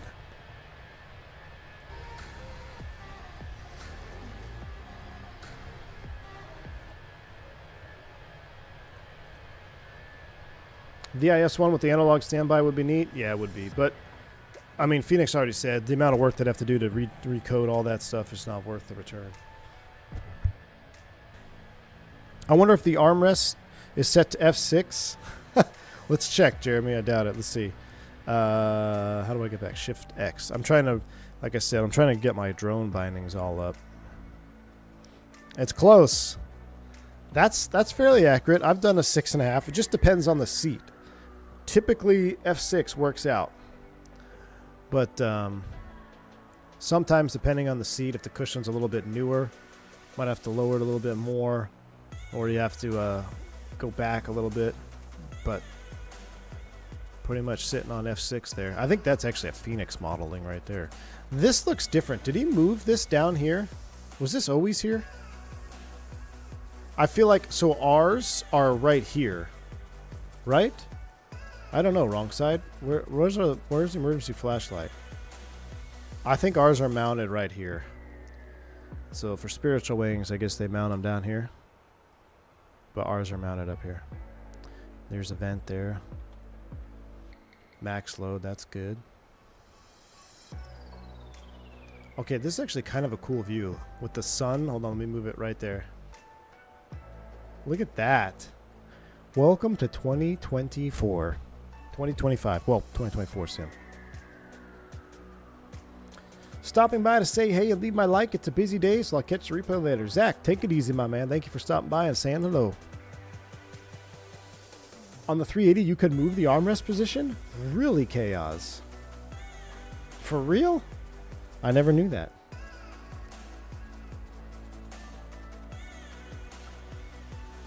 Is there an extra standby airspeed indicator? Yes, I have it equipped with the ISIS. But you can put the old one in if you want to. Click the logbook, it puts it over there. Can I send him a picture of our can so we can get an updated can model?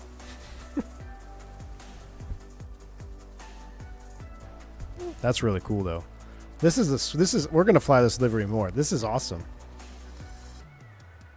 The fact we got the paperwork right there, and then the thrust. Yeah, that's where I put the paperwork, hand it out. I fold it in half, so I can see the signature. So there'll be 2 signatures on the bottom. Be my signature saying I'm fit for duty, the first officer signature, fit for duty. If it's the first flight of the day or the first flight after an international arrival, you got to do an aircraft inspection. So that will also be there with the signatures facing out so I can see that they're all been signed off. And once we're ready to go, boom, hand it out the door. That would go out the door. My paperwork will stay here. And we're cooking. I actually just mentioned that to him. If you send me a pic of the can, I'll send it to him. Send an OFP to replicate along with some other placards. Will do, wrong side. I'll go ham, dude. I'll take so many photos tomorrow. If heated foot warmers are nice, I think I'd like the vent that blows hot air on the side stick. Yes. Yeah, this air blows good. This vent blows pretty hard there. So the number one trick for anybody new that's going to go fly the Airbus, or I think A-Rot was in here earlier. The number one trick to keeping the flight deck warm, because keeping it cool is really not a problem, especially when you get up to altitude. But to keep it warm, you got to have all the vents open. Because if you close your vents, and it's very tempting to close the footy vent. There's a little foot vent down here. It's very tempting to just close everything up. Oh, stop blowing on me. I'm freezing. The problem is when you close all those vents, that's also your warm air. So if you close all those vents, now you get just the cold air seeping in from the floor, and it never gets warm. So if you have all the vents open, it may be cold for a few minutes, but eventually it's going to start to warm up. And actually, the temperature sensor, I guarantee you Fenix has this model. Guaranteed. I bet Thrust set 57 cents back. Here it is, right here. Here's the temperature sensor for the cockpit. Right here. So in there's a little sensor. Now, what's interesting is if the sun is directly hitting this, the cockpit will think that it's way hotter than normal. So let's say you have it in like cold mode, summer flying. It's probably going to be about there, right about there for the aft. If the sun was directly on that, you'll be like, man, it's freezing in here. So you keep going like this, keep going like this. By the time you get to about here, you're like, okay, what's going on? And you realize that the cockpit is registering a much hotter temperature than it actually is because of this. So if you block it, you'll be good. Now, what we've actually started doing is there is an emergency maintenance cart, not emergency maintenance, there's a maintenance placard set that we keep in this panel. And when you stick it up here, it actually kind of blocks that a little bit. So it doesn't typically happen. But I remember for some reason, the geometry hasn't changed on the flight deck, but for some reason I remember the 319s being particularly problematic with that. And I don't know if it was just maybe the type of sensor was more sensitive or something like that. But I remember or maybe it was just because the 319 is a much smaller cabin that it's easier to swing the temperature in the cabin, less volume. But yeah, that's just a little insider fun fact there. So that is the temperature, the cockpit cabin sensor. Or cockpit temperature sensor. Jeez. What's the can? Can is the maintenance books. We call it the can. Maintenance log. Technical log if you're a Euro. So I need to consult the technical log. We just call it a can. Is that Michael Jackson's glove? It looks like a Mickey G.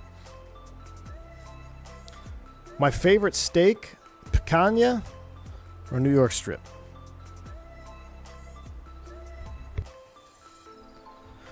Do you have Fenix scenery? I do fly with. I have BMW World, or no, it's the rebranded BM World, whatever that's called. Glide slope simulations or something.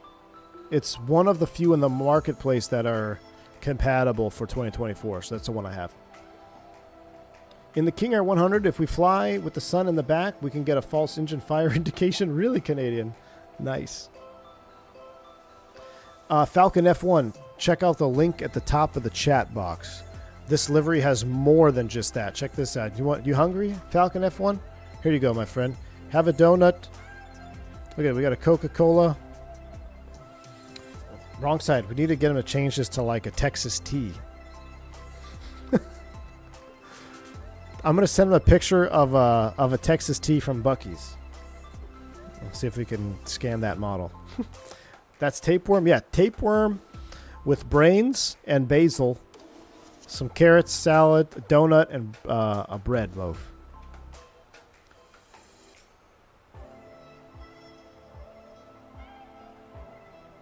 With all these features coming out, feels like next thing you know, we got food on the trade table is in the cabin in each seat during cruise.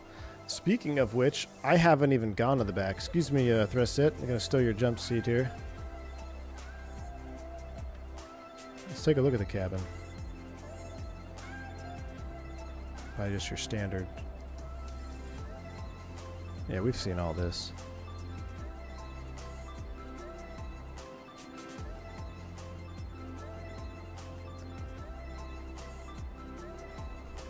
What is someone going to model big front seats? Oh, wow. They got the Airbus 321, all the safety cars in here. Pretty clean. Pretty slick looking cabin, if you ask me. Ben, no, this is a livery custom feature. So if you download the livery that I have pinned at the top, I know it doesn't say compatible for 2024, but it is compatible for 2024. You just drag and drop your community folder. It'll work with 2020 as well.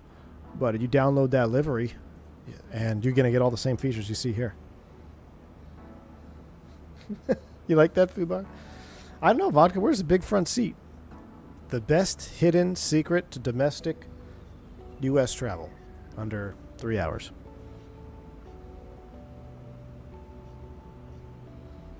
If I were going to buy the Fenix scenery, it would be compatible with 24. Fly with. So I bought it directly for 24. I bought it from the marketplace, which is a big no-no. So buy at your own risk. But if you look for Fenix KPHX in the marketplace for 2024, yes, it will install and it will work just fine.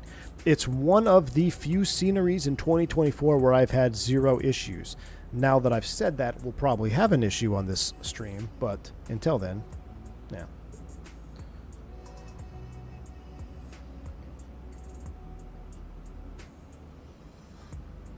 You like that, Captain Sim?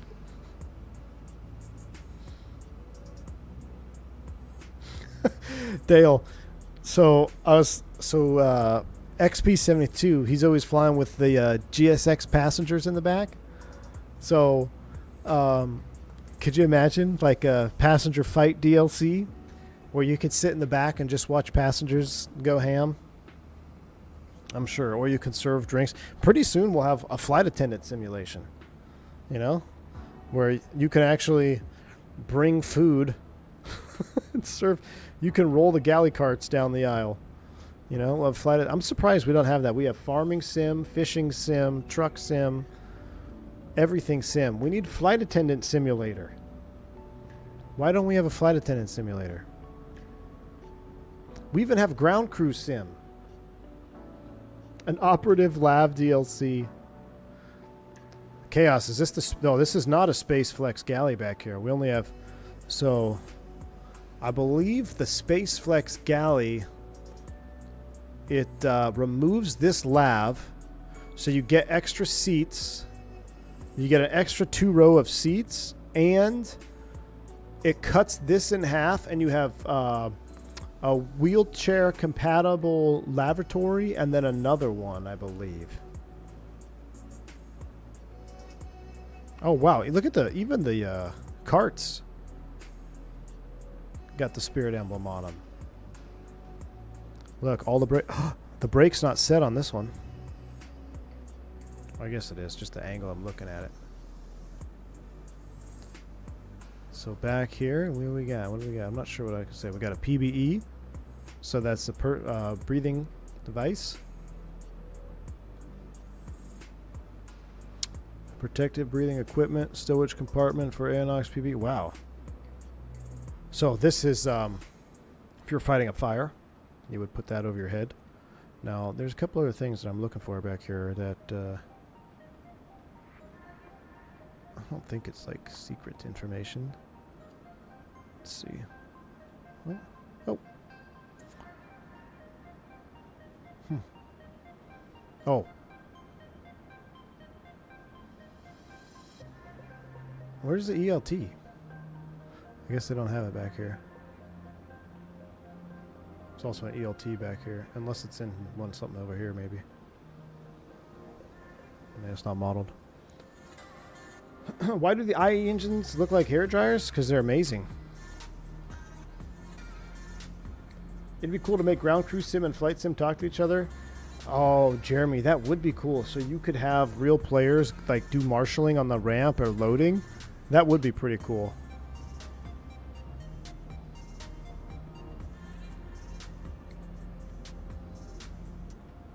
Oh, that's come on, guys. You cannot. I think the Phoenix wing is the best in the sim. Confirm V1 uses hair dryers on the daily. Dude, I don't need to use hair dryers anymore, man. 4 kids later and airline gig. Flying with new hires. I'll lose more and more hair every day, man. I heard the IE engines are a pain to work on for maintenance. Confirmed V1 has no more hair. It's getting less and less, man. IE stands for I am engine. That is correct.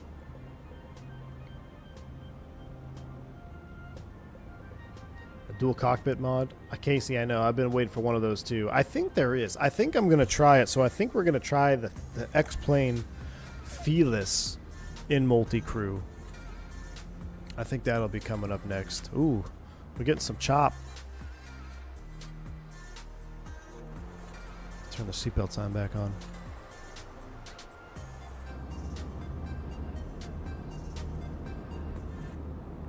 Ladies and gentlemen from the flight deck, just encountering some rough air right here. Air traffic control tells us it's going to be kind of like this for the next 5-10 minutes or so. So I do ask that you're up and about to please return to your seats, fasten your seatbelts. Like I said, about 15 minutes or so, we should get into some more smooth air. We look forward to getting that seatbelt sign back off for you. Thank you. Ladies and gentlemen, the captain has turned on the seatbelt sign. If you are up and about, please return to your seats until the captain turns the seatbelt sign off. Thank you.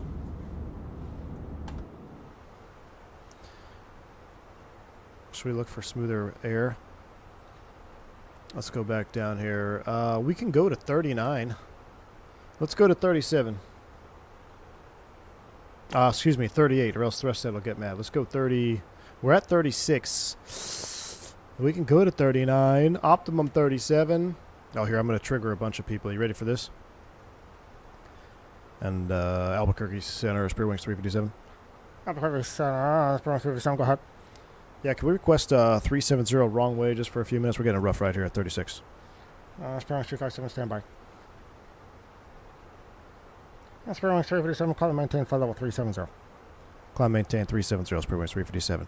Boom, 37, open climb, up we go. Now thrust set, can't say anything.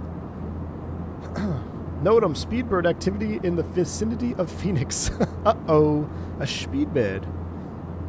Gotta go make some expensive, for no good reason, wedding invitations. Enjoy the rest of the flight, amigo. Text me a pic of the can tomorrow. He's got about everything else. Will do, wrong side. I will, man. Will go, man. Thanks for bringing light to this, too, because like I said, without your stream, I would never even known this existed. So it's excellent. Got to do the offset. No, you don't do an offset. We ain't doing no offset.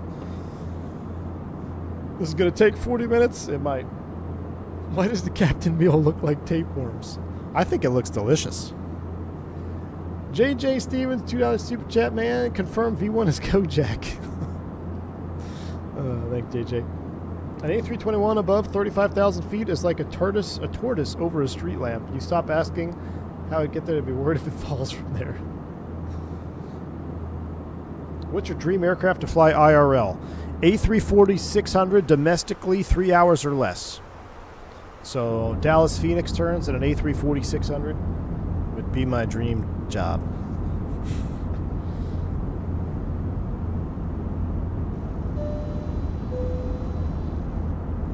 Is there some weather coming into Phoenix tonight, Plane Crazy Mikey?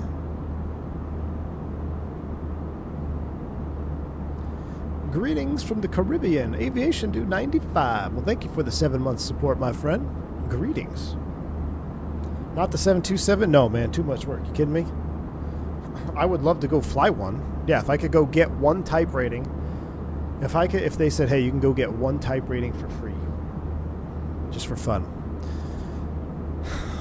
I'd be hard pressed, Chad. I would really want to do a 7.2. But if it's just for fun, could you imagine like a 7.4 400 type rating? I don't know. because a 747-200 type rating, I feel like that's a lot of work, even in type rating school. But getting a 4-engine type would be cool. I don't know. If you could get one type rating, what would you get?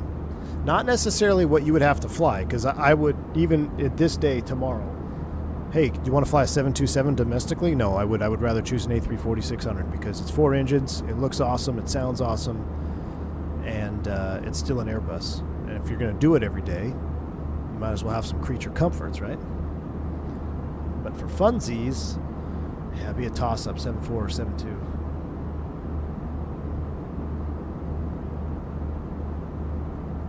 Dust storm warnings are starting to drop. Wow, okay. Oh my goodness, my sound panel just fell down. It scared me. Looks like it's smoothed out here. We'll go ahead and turn that seatbelt sign off now. Money no factor. I'd fly an executive version of the 1900D. Nice.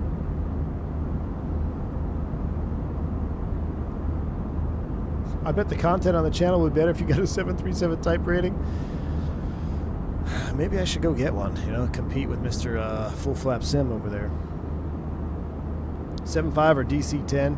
7.5 type would be pretty cool too, but I feel like if you're gonna just get one, you gotta sell out for something that you know is not gonna be around. I think the price is to get a TR on sim around 5 to 10K type rating. Yeah, probably more than that now, dude, depending on what you're gonna get. Can you even? I mean, surely you could get a 727 type somewhere, right? Maybe in Colombia. Anyone still doing 727 types? I know you can get a DC-10 type here in Dallas. They have that's actually a KC-135 tanker, which is a DC-10, right? Or is that different? No, it's they have a DC-10 sim in Dallas, and they have a KC-135. I think they have two. I think they have one's a DC-10 and one's a KC-135. L1011 type would be sweet, Bo. That would be really sweet too.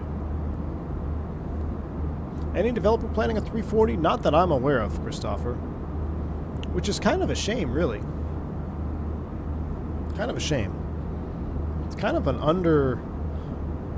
I don't know. It's kind of like an underappreciated airplane, and we rarely see it. We saw Tolis. I mean, Tolis made a great 340-600. I really enjoyed flying that thing. We flew that thing. We dumped fuel. I had a ton of fun in that 340. DC-10, KC-10. That's what it was. Sorry. Yeah, KC-10, KC-10. Yes, thank you.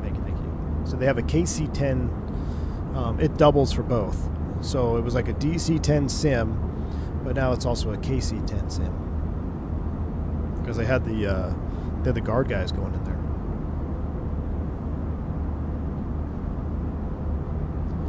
Pan Am Training Center still has the only operational 727 sim. I need to text Full Flap. Maybe we should go halfsies on a type rating together. We should both go in and get typed. I would do it. That's something that, you know, if instead of getting a midlife crisis car or something like a Corvette, which I would never get because I was actually a Ford guy, go get a 727 type rating for fun. That would be pretty fun.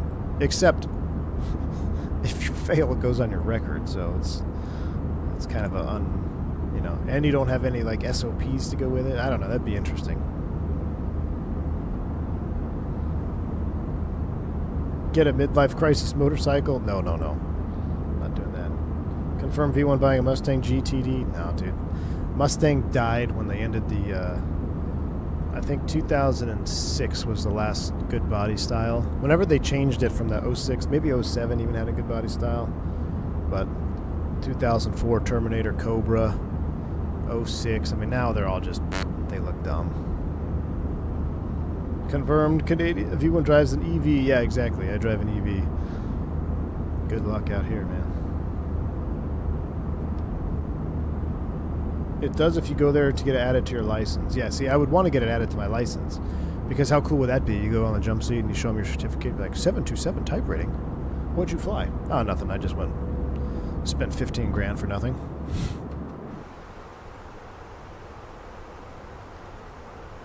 All right, 37 is looking good. How are we looking up here? 330 miles out. Beautiful. We're cooking, chat. We only got about another 58 minutes left. Start our descent prep here soon. Real world descent prep. Can you get type rated on only sim? Or do you need to fly a real plane? No, virtual flight diaries. Yeah, after you get typed on the sim, you're done. You're considered qualified to fly the real aircraft. But in airliner world, in like 121 airline operation here in the States, after you get type rated, now you still have to go fly the plane with a check airman. So, but yes, it does clear you to fly. Now in the corporate world, yeah, you get typed on corporate jets, and then you could go and say, hey, I'm typed on this Falcon 2000, can you hire me? But then they're going to ask for your qualifications outside of that, like, so how many hours do you have? How many PIC hours do you have on the Falcon? When was your last Falcon recurrent training? So there's additional steps in place.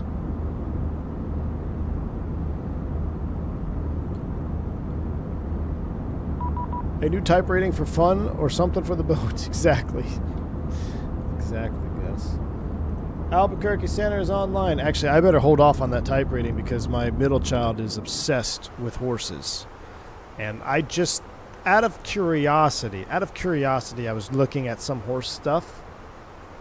Dudes, do not date anybody, marry anybody that loves horses. Because you talk about money. Good night. Getting into the horse game is something. And I actually know a good buddy that I fish tournaments with. He has a horse, like ranch breeding thing. I'm still not quite sure what he does, but it's very expensive. But we're going to take her to go ride some horses. All right, Albuquerque Center is up on 32.8.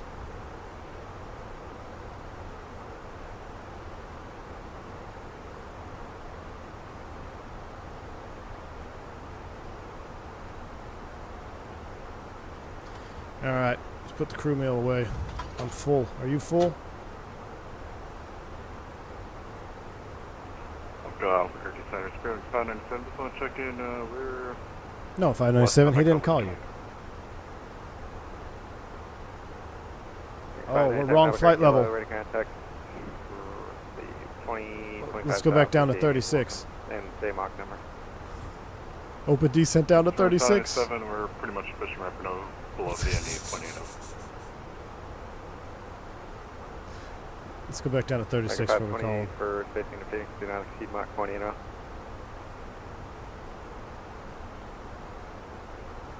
Mega 520. Mega 520, go ahead, sir.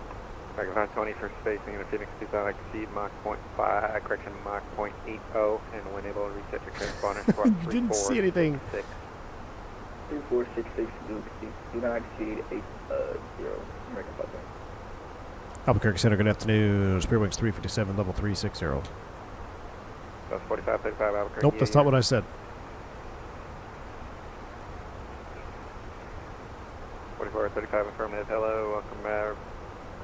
Tell him the previous imaginary controller allowed you the wrong way. I'll tell him the AI VATSIM told me to go to 37. I got an AI Enroute cruise message. 357 Albuquerque Center, ready to contact over the Lehman Port Tuckwell. Call this American, I think, but close enough. T96, do not exceed Mach 0.80 for spacing in Phoenix. And on the 121, not every airline except other training, some will require you to do the entire... Oh, yes, that's very true. So even if you're typed, that's actually very common. So, matter of fact, Gus, I don't know of anybody in the States that doesn't put you through the full type program on your initial. So, let's say I went to another airline that had Airbuses and I was Airbus. It doesn't matter. I still have to go through the whole type rating process. However, I don't have to. The ride at the end is a non-jeopardy for me for my certificate because I'm already typed on the aircraft. But it will still be at the company level. It will be a pass-fail at a company level. But yeah, I don't know of anybody that says, oh yeah, you're typed, you can just go to a recurrent program. Everybody's got to go through the initial, because remember, everyone's got SOPs too, right? Everyone's got different standard operating procedures. We must be over Newman, because here comes the El Paso, going to be right down there below us. Or did we pass? Oh no, yeah, we're past that already. We're over Newman. And then, what's that Mexican airport over there? Oh no, there is El Paso right there, yeah. Yeah, we're good. This is where I diverted on this flight to Phoenix many years ago. Right about here, declared an emergency. Diverted to El Paso. 25 ready contact. Right down there. There she is. There's El Paso. And we landed on, let's see, one of these is not the airport. That's a civilian airport, right? I think, which one is the civil? Or is it all the same? I can't remember. It's been so long. I want to say I landed on this runway. Is this terminal? I'm not sure. Landed on one of these runways. Maybe it was this one. 194 operational ready contact 18 northwest, the correction east of Eastern T3, what's up, my man? Thank you. If I could fly, I would want to be like the nomadic guys and have 14 type ratings as I get bored of one type. Dude, you couldn't pay me enough to do what those guys do. That is some hard quality of life. Those nomadic guys. I don't know how they have families, if they have families, but that is some long nights. You're talking 15, 20 hours at the controls over the Pacific, over the Atlantic in the middle of the night. Two guys up there in an airplane that nobody cares about because it's in between handlers. Jeez. Tell them this is what happens when you go single pilot. Yep, we're still over El Paso. These are the mountains right here. So when I ferried a 172 from Ohio to Phoenix Sky Harbor, or actually Phoenix Deer Valley, I still remember getting clearance out of El Paso, something Deming. I went right through here through the pass because I couldn't climb above the mountains because I was in a little 172. And get out here and follow the road to Phoenix. The bottom one is the military field. Okay, yeah, so the top one is one I landed on. The 819 Albuquerque. The civil airport is the southernmost one. Northern one is Army. Okay. How do I see the 24 performances? Chiron. It's okay for me. The only problem is now in Sim Update 1, I get stutters on taxi out. I don't typically get them on taxi in or after a flight. I get them on the taxi out. Doesn't matter what airport I'm at, what airplane I'm in. But from what I've been told, Sim Update 2 is fixing that. So if you've been having performance issues, the Sim Update 2 might be where you need to be. We want to come back and try this sim again.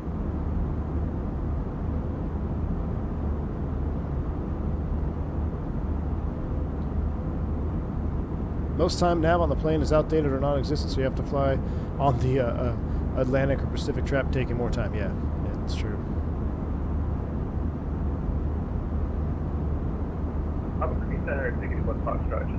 Their company actually hire a lot of airline guys for doing one or another ferry. They pay for what I heard is awesome. But yeah. So yeah, and Gus, yeah. So airline guys that age out at 65 too, right? So you age out at 65, you can't fly 121 airline ops, but they'll go fly repo.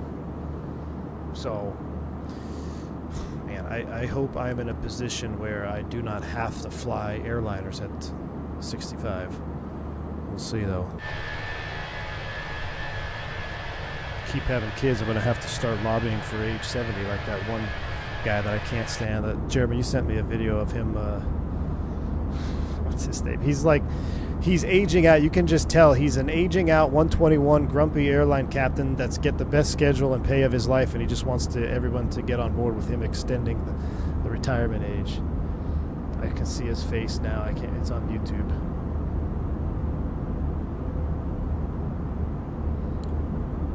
Is airplane repo as dodgy as the show made it out to be? No, Terry, that was kind of that was for cinematic purposes.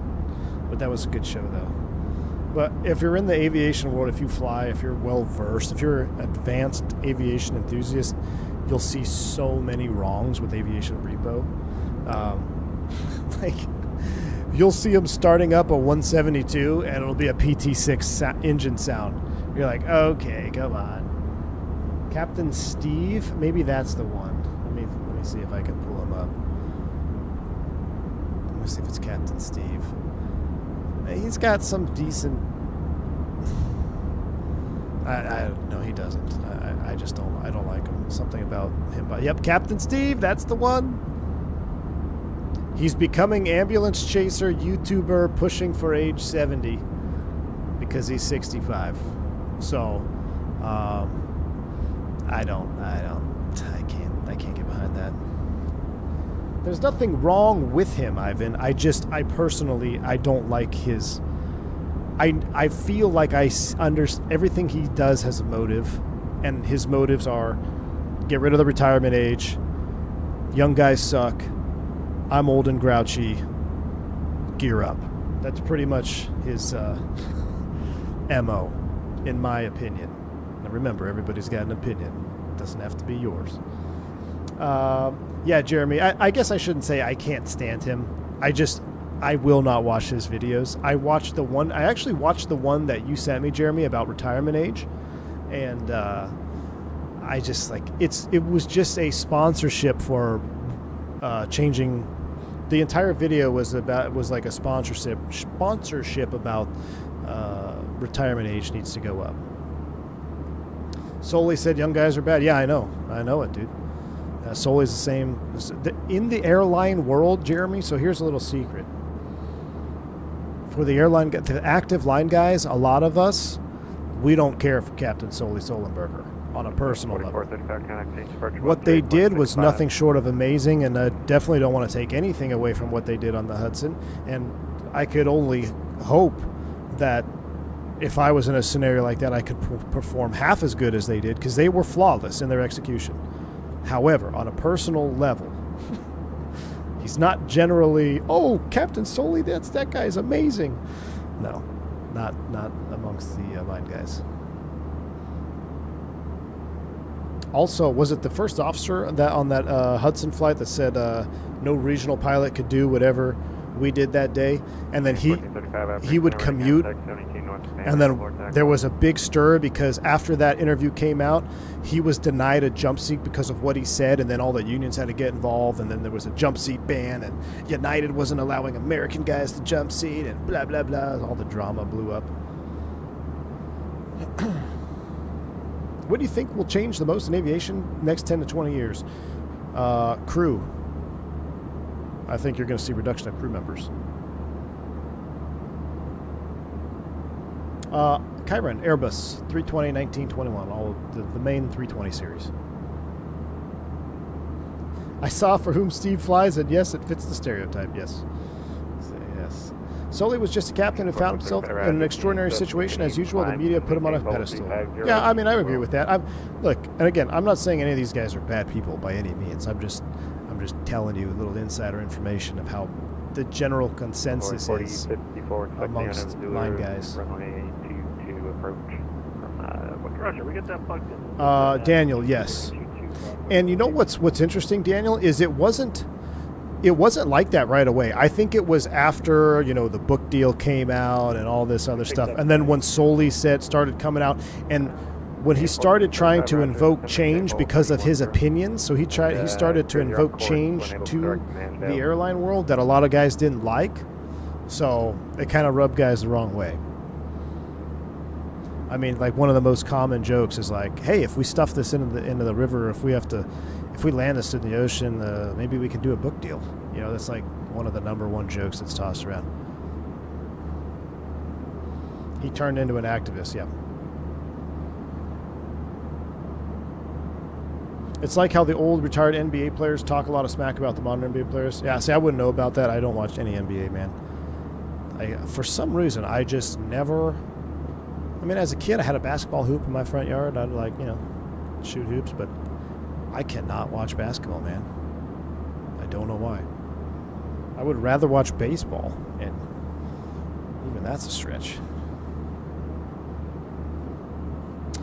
Bill's Mafia, yeah, the very true statement. You either die a hero, or you live long enough to see yourself become the villain.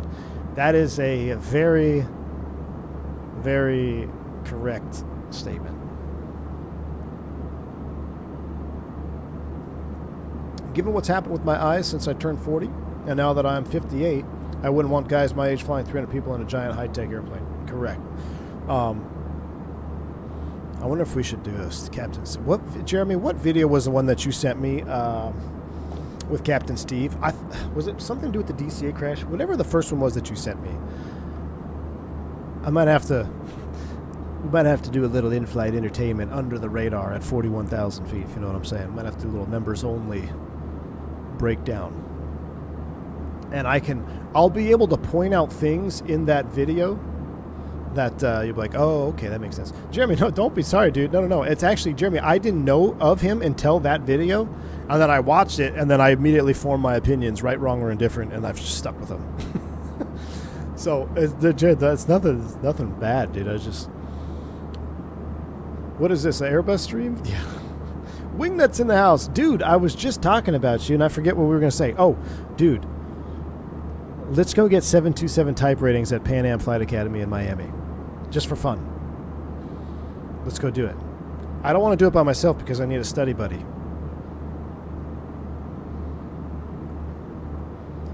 I don't think passengers will take kindly to single pilot crews. Terry, I agree with you. But if the option is go to Cancun for $60 or not go at all, what are people going to do? They're going to go to Cancun for $60.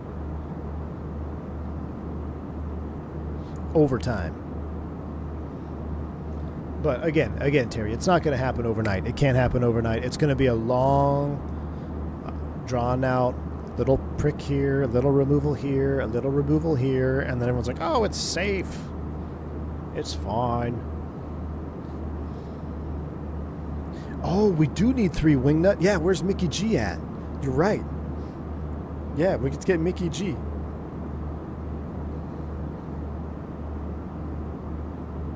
We need to get Mickey G on all 3.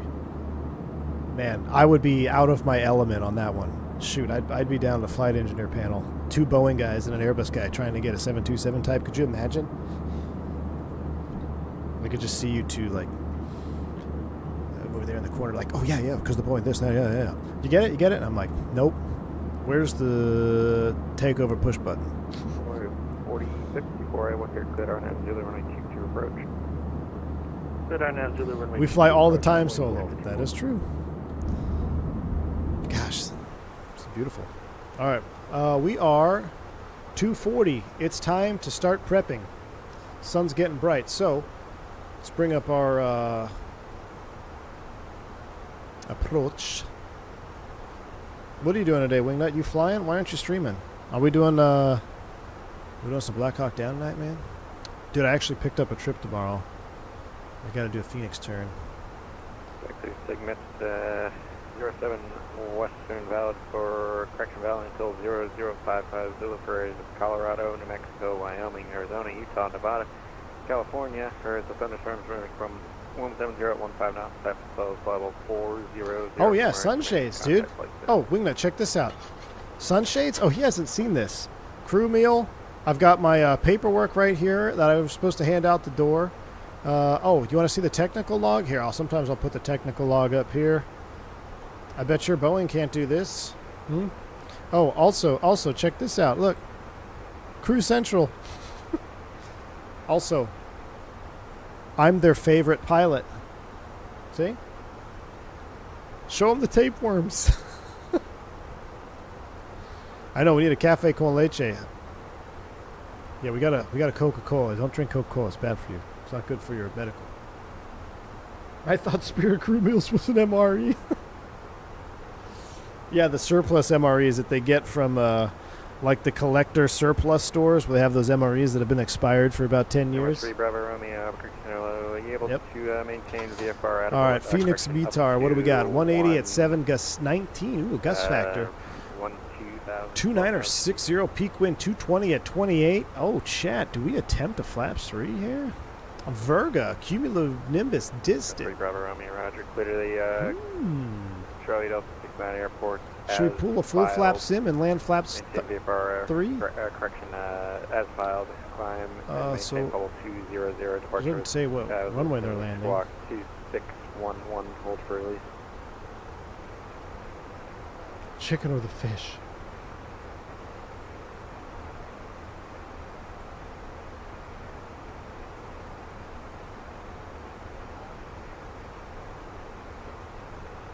I've never actually tried this. Will it bring up the VATS and ATIS? Bravo Romeo, reback correct, and you can forget about maintaining VFR. So, did you know Mentor Pilot quit his flying job? He's a full-time YouTuber. I don't hold him in as high a regard now. Yeah, you know, I think I was watching one of his videos when he mentioned that. That's pretty wild to me.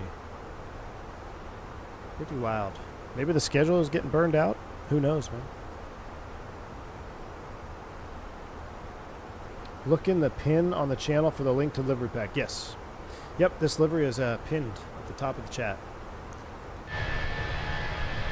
Did somebody say eyeballs? I guess I'm not going to get the ATIS, am I? Okay, so let's just pull up Phoenix ATIS. 1435, I'm showing you 500 feet below. Over here, it's ATIS information, Delta 2956 on the field. They're landing, expect ILS or visual 26. 25 left, departing 25 right. So we'll probably get 25 left, which is what we got. So let's go ahead and set this up appropriately.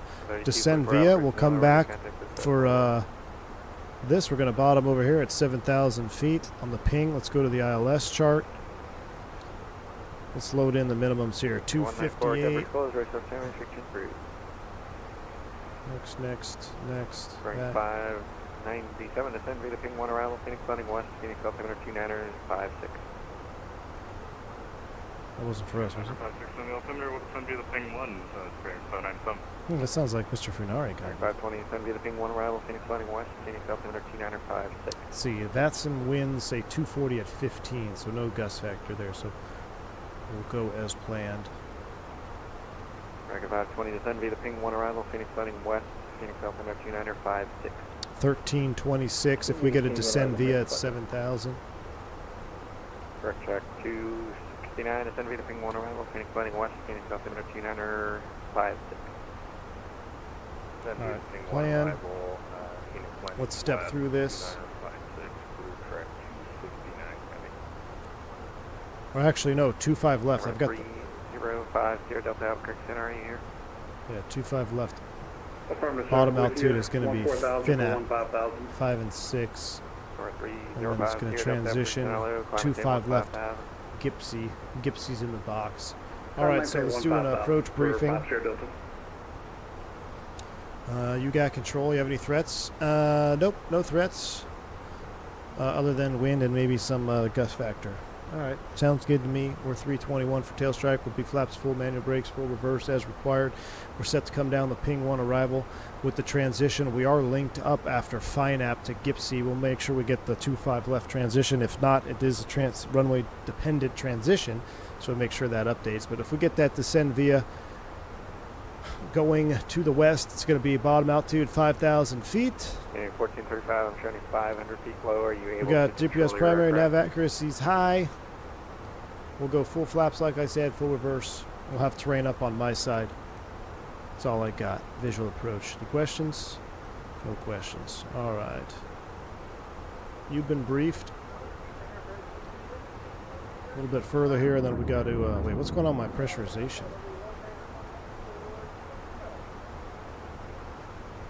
So 258 Albuquerque Center low.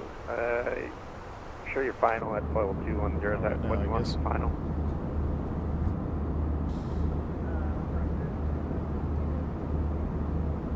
Right here. Yeah, 1435.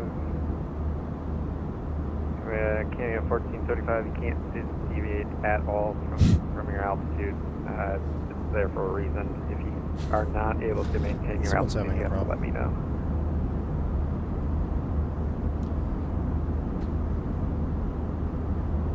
Oh, it's getting hot in here, chat.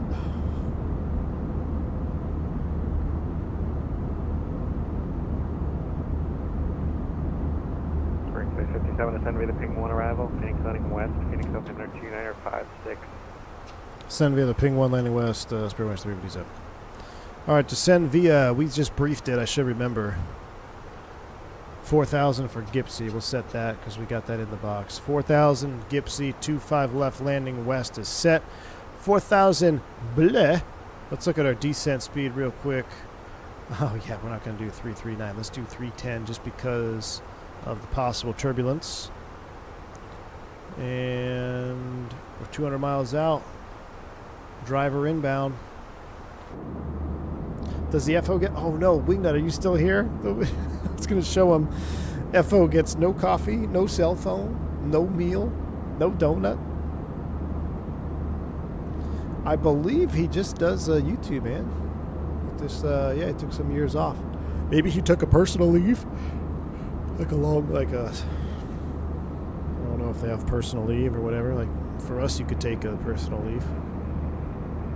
This is 2024.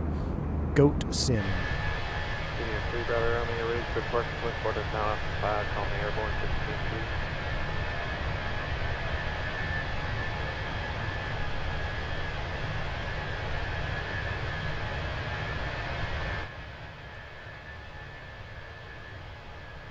Delta 2025, requesting to leave Cockpit for a few minutes.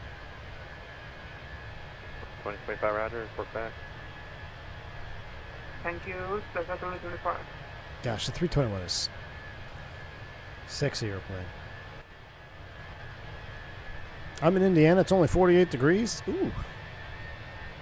FO's got to earn his meals. Exactly.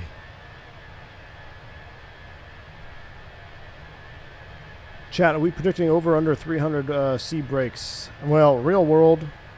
Nah, I wouldn't. Well, 2.5 left. Let's run some landing data, actually. Let's do some landing data. I'm curious. We'll do dry because, well, we'll do good. That's fine. 2.5 left. Apply METAR. Landing weight. Overway 4054, is he already made it to the gate? Welcome to El Paso. Thanks a lot. Yeah, sorry, I figured we'd just take it straight in on Juliet and we'll see you on the up. Ooh. That can't be right. I can never get this landing rate weight.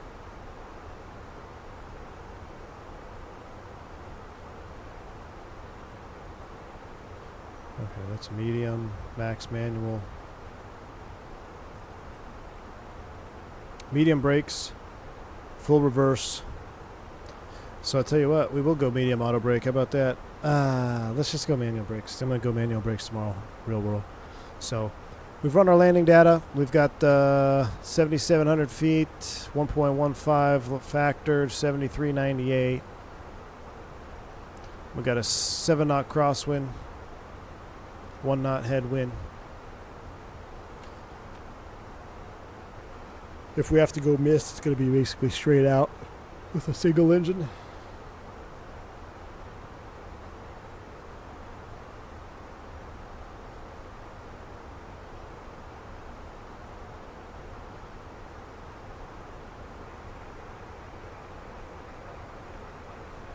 I'm debating if I should use the lav.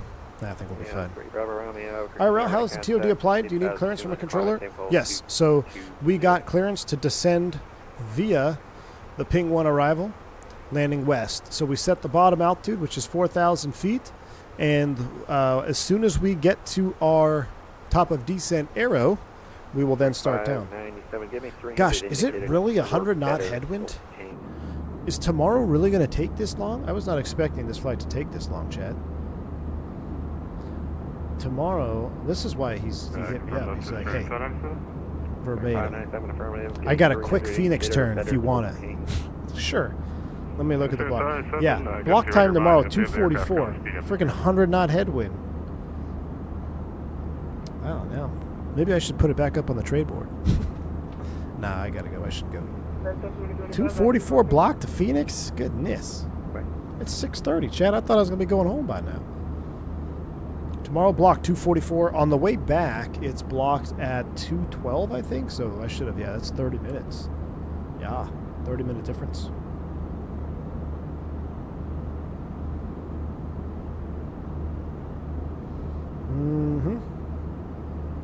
Get back around 10 o'clock. We're going to try to get back early, though. So tomorrow, I will be pilot monitoring on the way to Phoenix, most likely, because I want to fly 8.4 Mach on the way back. Stop at Buc-ee's on the way home. Yeah, that's the benefit, Bills Mafia. Tailwind on the way back. Except wrong side will probably file me up to the north where there's no wind. So you get headwind both ways. Back in my day, I walk to school in the snow uphill to and from.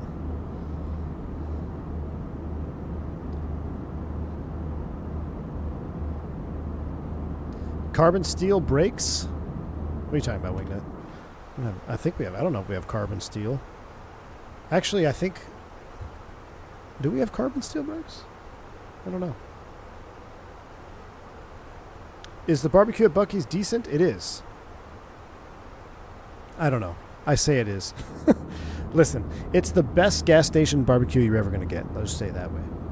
How to make flight control left side stick fault, calibrate, no zone, stop, how annoying. I'm going to let you in on a little secret, JJ Stevens. Game 1435 forward close, right first terminate, quick change cruise. Wait for BFU. Back control 7 forward close, right first terminate, quick change cruise. Bye-bye. But yeah, JJ, you got to just clear it. What you can do, JJ, the next time it pops up, hit the EMR cancel and EMR cancel it. That'll at least help it a little bit. Oh, you got him, dude. Hold on. I got to text somebody.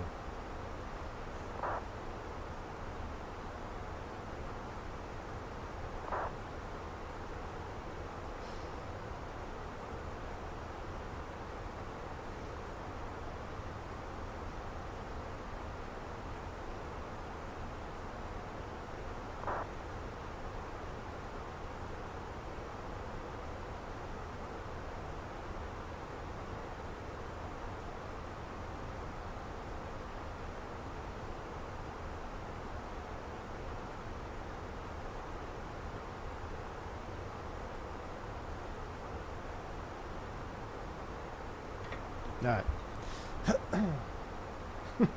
Back at it. Big Phoenix energy. Oh, a little bit too zoomed in. I feel like, let's go drone cam reverse sear. Let's do the reverse sear on the drone cam like so. As we fly into the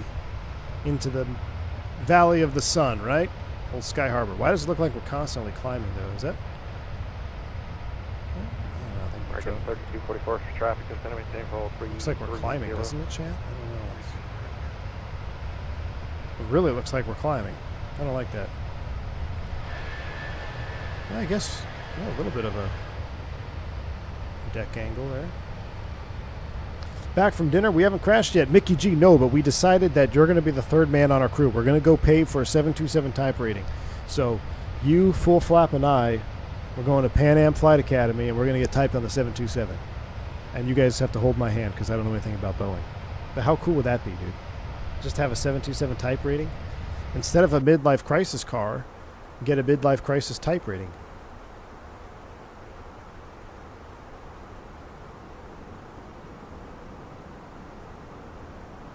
Ooh, seatbelt sign needs to come back on. We're getting bumped around. They're getting bumped around. Albuquerque Center, Southwest 2344. What's the ETA for the Big Phoenix update? TBD. It's on Phoenix time. Alternatively, get a 7.5 time. Nah. 20 south of Skull, stay in tension. You're at not on the file the route. I will say this though. It's the way my career path has been thus far. Yeah, but you're in between. If I had the opportunity to fly the 757, I would not be at the airline that I'm at now. Next point is Hider. I got hired by an airline that used to have them, and if they would have had them, or they were getting rid of them. But if I could have got on the 75, I would have taken a different turn in my career path. That was actually a small factor in my decision making. 2344, I see what you mean now. Do I fly 320 Neo 2? Yes, I do. Water will be the flight attendant. Perfect. Yep. 2344 for now. Descend maintain 15,000. I'll have descent pretty short. More descent. Will Mickey G be the captain? Wingnet FO and V1 flight engineer? Probably. Probably. That's when they start giving me grief. I can just like turn off the fuel pumps to one of their engines or something, you know? Plain Crazy Mike says the 727 initial type rating I am looking at takes 21 days. Dang, dude. I haven't had to go for a new type in a while.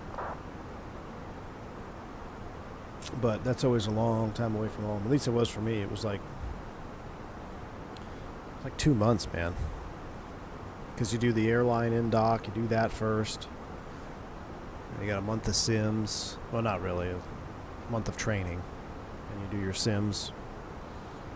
But I actually got lucky. So my training class was through the holidays, and even though pilots always fly on holidays, the training department doesn't work on holidays. So they sent us home for Thanksgiving, which I got food poisoning, and so I went back to training. I was so sick I couldn't even go into indoc, or it was a mandatory ground school. I think we were in ground school, which was mandatory.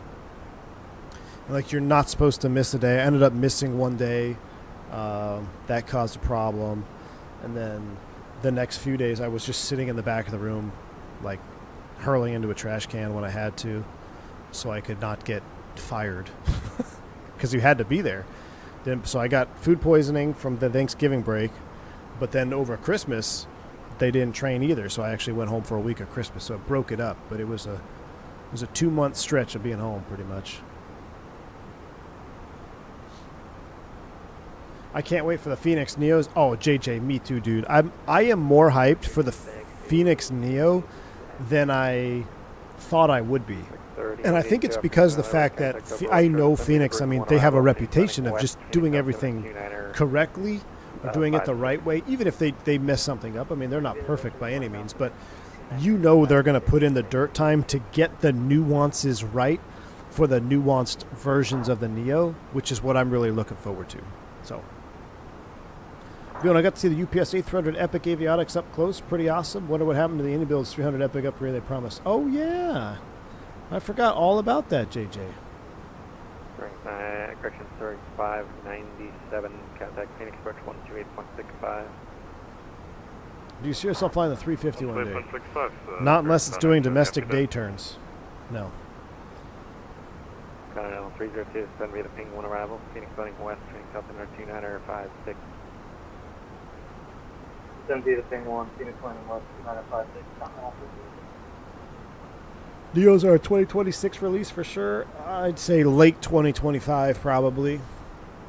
3 Bravo Romeo. Denver's closed, road search there, maybe change group. Given the new X-Plane 12 graphics, do you ever see yourself doing a Challenger 650, maybe out of SPA? 258. No, but possibly a Torque Sim stream. Because I did buy the Torque Sim 525. We might be going back to X-Plane. At Hyder, descend via the Hyder 1 for a arrival, flight or two. 25 left transition. All right, here comes 5 prior. It's time to go to work. Sounds are coming up. Sunshades are coming off. At 5 prior, we'll mash it 4,000. Mock descent. Down we go. Time to kiss them goodbye.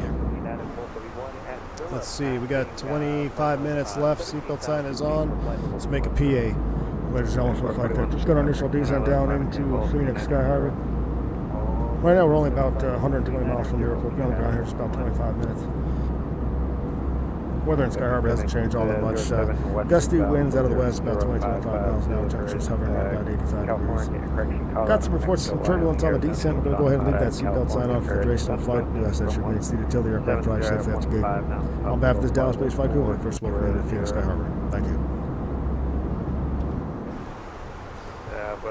Down we go. Contact Phoenix approach 128.65. Over to Phoenix approach 128.65. Sorry again, that mixed up. I'm new to this. Step 23. Marker 520, contact Phoenix approach 128.65. Contact approach, Marker 520. We'll get Wingnuts EFB back up over there. He never got any food with his tray table, unfortunately. All right, here comes the descent. We're looking good. We have information. What was it? Information Delta.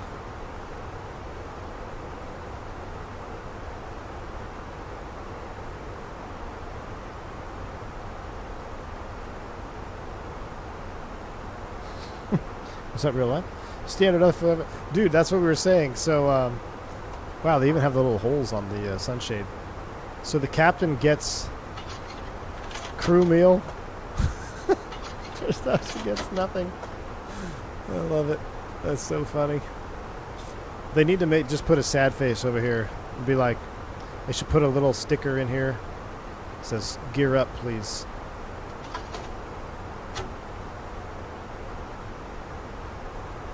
FS 2024 question, are we flying real-time weather? Yes. Doing a sim real-world comparison. We are real weather. I sped the time forward 1 hour. So it's real-time Dallas time. So it's 6:36 in Dallas, so it's what, 4:36 in Phoenix, I think. It's 2 hours right now, right? Is it still 2 hours, or is it 1 hour from Arizona? I can never remember.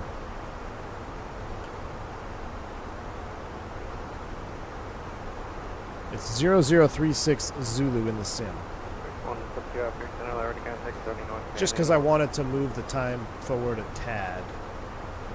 Yeah, Livery Makers added food, man, but we got to go ahead and put it away for right now. We'll leave the sunshades up till 18. It's kind of my limit. About 18,000 feet or so is when I pull the sunshades.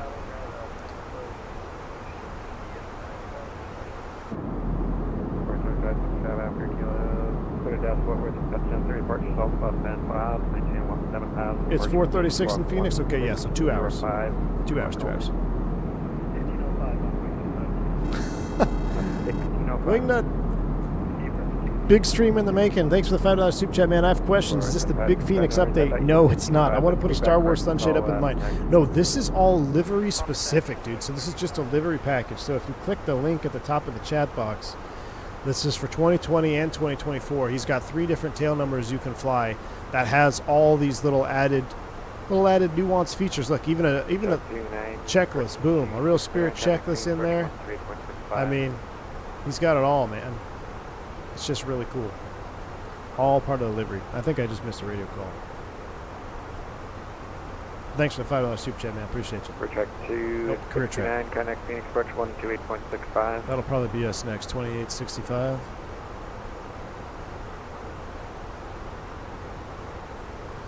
We need a radio, man. We need a radio stack bad.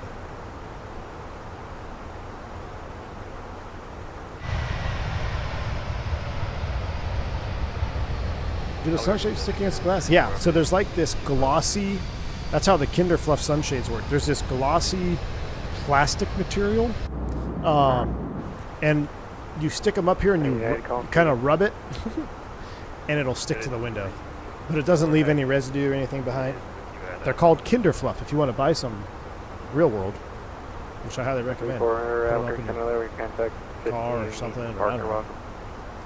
But yeah, you can see through them enough. Like the black ones that I have, they're a little bit less distracting. Obviously, they're not eyeballs, but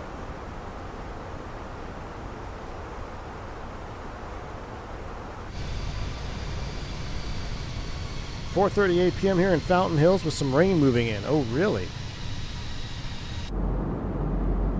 Well, we are real weather. Live weather is on.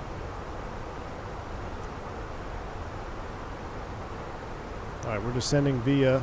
We'll go ahead and pull them now because they're starting to get in my way. 25 and 22. Are you going to make that? Yeah, I think so.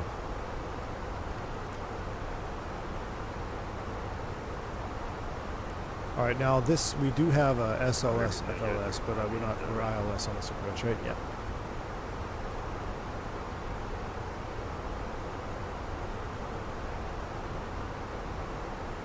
Or you could be real men and use a sectional low height charts. Man, I haven't had to carry those in a while, Mickey G. You gonna make it? Who? Okay, I used to fly out of there and okay, I wish you luck. Anyway, this one been 15,000, the Prescott altimeter. Let's see.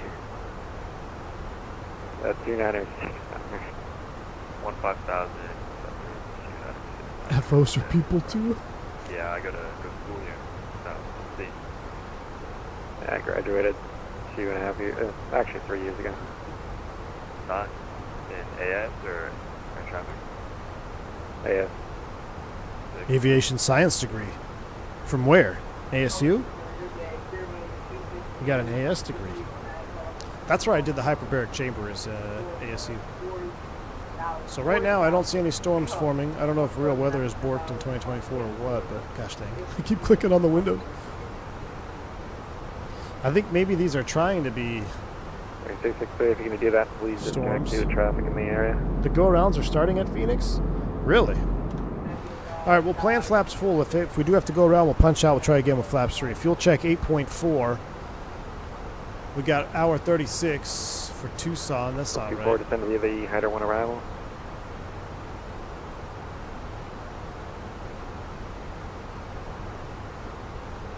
Yellow 24, contact Phoenix Approach 128.65. 30 minutes, a little bit more accurate. FedEx 3882, Yeah, contact yeah, Phoenix Kinder Approach Fluff disabled. 128.65. Oh, you mean disable them without the click spot? No, I don't think so. Maybe you can pull them out specifically of the folder, JJ. I'm not sure. Just gotta not click on the window. I just happen to click on my screen a lot because when I go between monitors, I gotta make sure I have the right monitor selected. So that's why I click on the monitor or do extra clicks.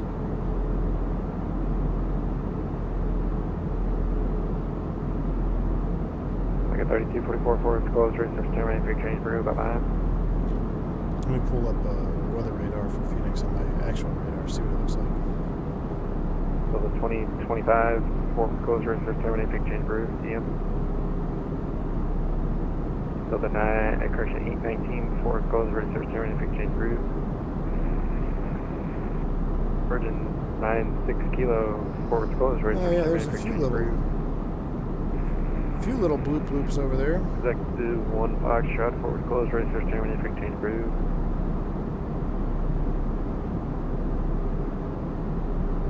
Space 77, contact Phoenix Approach 128.65. They're on the west side of the field, huh? All right.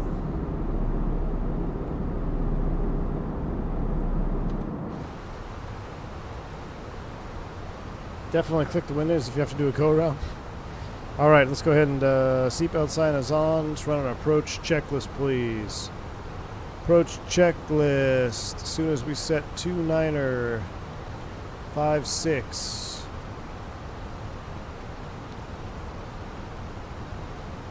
Space 57, Kirky. Go ahead, Spearman 357. Space 57, those mini nires aren't fooling anyone. Contact Phoenix Approach 128.65. 2865. Spearman 357 will sit. He must be watching the stream. He doesn't like my minion eyes. You're good, we're in Boeing 777.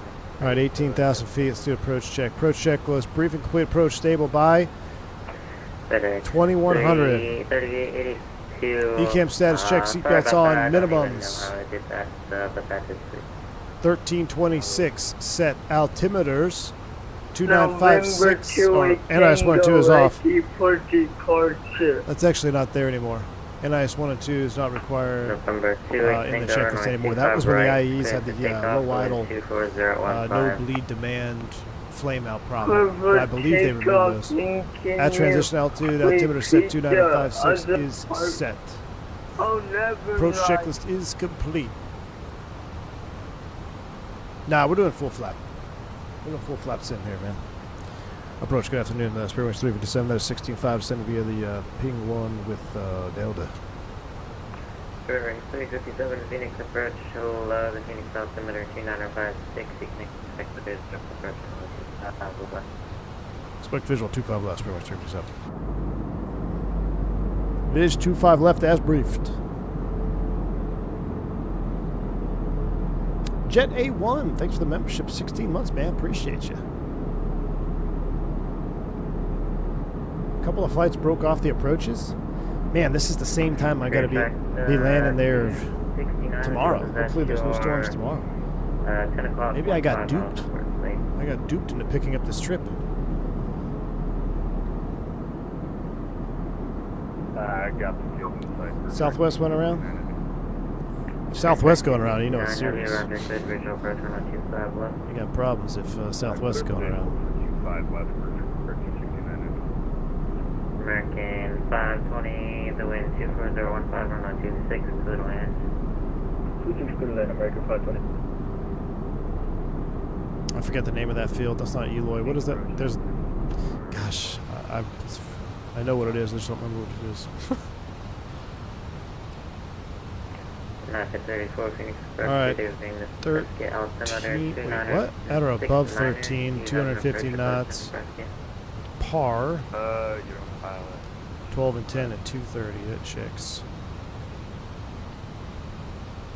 We got a 23 knot tail in here, so 34 heavy, roger, you can expect island. we may need to drop the boards on this. We'll see. Alright, last. Southwest or UPS looks like it's going into holding. Uh oh. November 28 Tango. Do you have an opinion on the 321 for FS Labs? No, I don't, because I don't fly it. Now, if it was for 2024, I would have picked it up. But just to test it for y'all. I don't need it. I don't want it. It does nothing that I miss from the Fenix. But the main reason I never got it is because it's on 2020. I really don't want to spend any money on 2020 right now. Here comes some more drag. See, I told you we'd get this. All right, speed brakes are coming out. I'm going to go ahead and just select 230 right now. 230 selected. Speed brakes are coming out. Cams are coming on. Rain is 67 for the high tomorrow in Phoenix for Monday, May 5th. Thank you, Sim. I think storms are going to be just as bad, if not worse, tomorrow. Oh, great. Maybe we should practice our flaps 3 tonight, chat. What do you say? Should we do flaps 3? We kind of need it for our landing perf, though. Unless there is wind shear, I'm not really concerned about flaps 3 and full yet. So I would rather land with the setting that I have the most practice in, right? That's why I always say practice your flaps 3, because when you need to use them, you don't want it to be the first time that you've done it in a year. Now, obviously, I don't practice what I preach, and I haven't done a flaps 3 practice landing in a long time, so now I'm like, They might have shut down the ramp. If there's lightning, they'll shut down the ramp and they'll ground stop everybody, because the rampers can't be out there in the lightning. All right, we're at 230. 210 is next. Let's go ahead and go wing lights on, landing lights on. We'll activate and confirm the approach phase. Activate and confirm VAP is 138 with config full. 25 right at Foxtrot 4, taxi parking. Study for check ride or watch V1? Obviously, watch V1, my friend. Let's get flight recorder up. Roger, cross Foxtrot / Echo 4, 25 right, then Echo. I watched your last PS cargo flight landing in the jungle. That was amazing, really fun. Thank you, D-Doom. Man, I had so much fun on that Barry Seal op yesterday. What's that? Did I miss the controller? What? Approach, we missed a check on Spirit Wings 357, 10,000 feet, descending via 25 left of Delta. Service 657, Phoenix approach, below altimeter 2956, equaling secular, approach 25 left. Spec visual 25 left, 157. American 520, we're I thought I contacted him. Did I not call him? Maybe I forgot to call him. American 520, taxi parking via Bravo. Phoenix ground stop till 01Z due to thunderstorm. Bravo, Sierra Charlie, American 520. Oh, should we go into holding? We don't have hold fuel. Our 2344. Practice a diversion to Tucson. 300, vectors with a visual. Left 300, 300, left. Vectors to the visual. I would do it if it wasn't already 7 o'clock at night. Chat. November I thought this was going to be a short stream. 8,000. November 28 Tango, roger. Kira track 269 on 025 left, little land, the wind 24015. Alright, at FIDAP, we're going to hit the recorder. Out of 10,000 feet, noise canceling comes off. 2344, after the turn of field is at your 10 o'clock, 15 miles. Look at the detail on that. We'll report the site, 26. That's exactly what it looks like. That's crazy. I wonder how they made that. That's pretty cool. Alright, so I'm seeing some cloud situations. Southwest 2344, continue the turn to a 270 turn. Watching V1 is studying for your check ride. Oh, I am honored. FedEx 3882 after Q2, descend and maintain 5,000. Coming in through South Phoenix. What is it? Tukey? No, that's the other side. Mesa. Chandler? Is it Chandler that's down here? 357, traffic is at your 12 o'clock, 7 miles, indicating 4,000, type 737 max, westbound, report to state. We're looking at Spirit Wings 357. We're getting some chop in here for sure, though. Flying over your house right now. Nice, man. Oh, look, there's Gateway right there. Yeah, basic Gateway. That's where I got my CFI certificate. I passed my check ride, my certified flight instructor check ride on the ground in Mesa Gateway, and then we got out, swapped seats. 357, traffic is at your 5 o'clock now, 12 o'clock. 5 miles, 4 indicating 4,000. I'm looking for him, but I don't see him. We got a layer of clouds starting to form in now, too. Spirit Wings 357, roger, maintain low practical speed. Alright, we'll slow it up, Spirit Wings 357. Southwest bring him back. 2344, maintain 170 knots or greater until 5 beaming. Maintain 170, what was that last part, 2344? Yeah, Phoenix, flaps 1, speed checks, flaps 1. Maintain 170 until 3 DME, Stalin 180.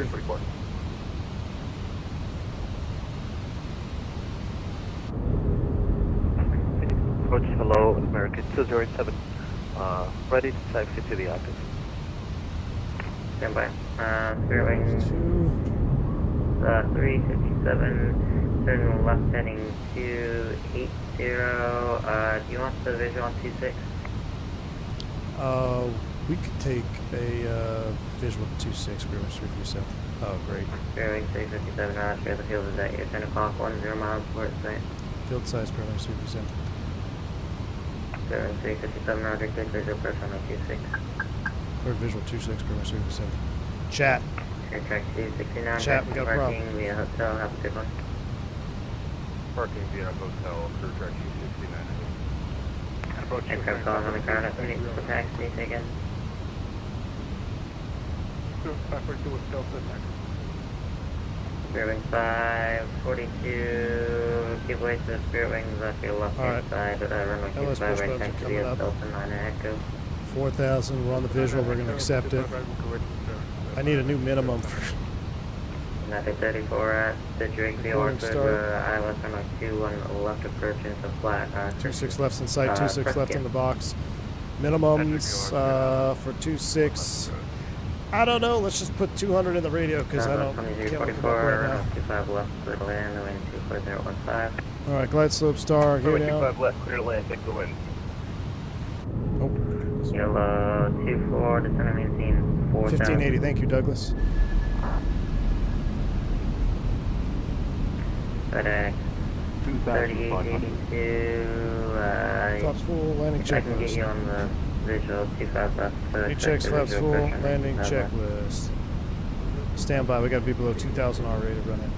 Service 357, runway 26, clear to land, wind 24015. 26, clear to land, Spirit Wings 357. Wait for our 2,000 R rated, then we'll run it. Wow, that was a lot of changes. We got it down though. Seabird 288, runway 25. No problems, we're good. I just, you always want to back something up, so runway's in sight. Spirit Park Southside F Gates Terminal 3. Okay, good. Is that going to be modeled on this? We'll have to see. Oh, here we go. Man, I used to catch so many big bass down here, Chad. When I was a young buck, this is where I'd go. We park under the bridge. It was not strictly legal. And we go down here and fish all the time. We hiked in. Then they stopped people from parking here. They put fences up. So my buddy and I would park like way down here, and we'd hike in a Zodiac. We'd carry it, I don't know, probably a mile, all the way up these banks to get in here and fish. But then they dammed it up and they stopped putting water under it. They found a dead body down there. Then it ruined everybody's fun. And then this is Tempe Town Lake right here, which you could fish, but it's pretty mid. It's just a concrete basin full of rowers, college kids. But where's the ASU? Where's Sun Devil Stadium? That's gonna be right over here, right? Or it should be like right here. Oh man, we gotta watch. We gotta land. Hold on, let's just land. Landing checklist. Too much sightseeing. All right, landing check is cabin crew advised. Auto thrust is speed. Auto brakes are off. ECAM memo. Landing all green. Landing checklist is complete. Autopilot's off. I'm flying. Here we go. We'll look at all that stuff on replay. Recording is recording.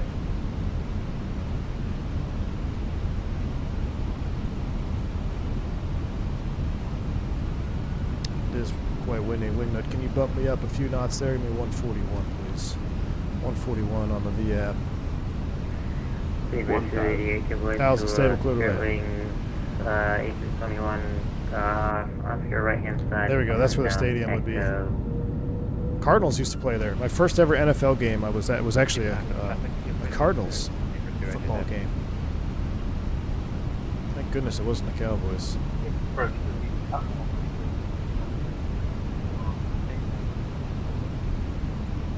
Continental 3065, FedEx 3082, turn right heading 210 vectors for the visual.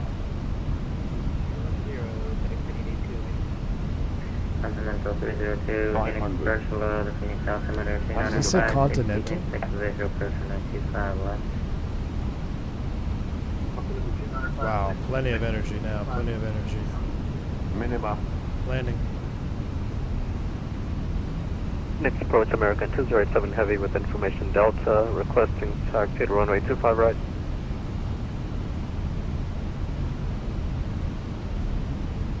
Ooh, there's a sinker. American 208, runway 25 right, taxi via Delta 12 Echo. Taxi 25 right via Delta Echo, American 207 Heavy. Yellow 24, runway 25 left, settle in the 14015. Retard. Drive. Oh, no, no, no, no, no, no, no, no, no. Float and a half, chat. Holy float and a half. Dang, we were so close. We floated that. I floated it on purpose. 542, runway 25 right, takeoff. The wind is Spoilers. Reverse screen. Decelling. I'm going to go one more here, then we'll get on the brakes. 70 knots. Taxi Foxtrot, Foxtrot 9er, hold short 25 right on Foxtrot 9er.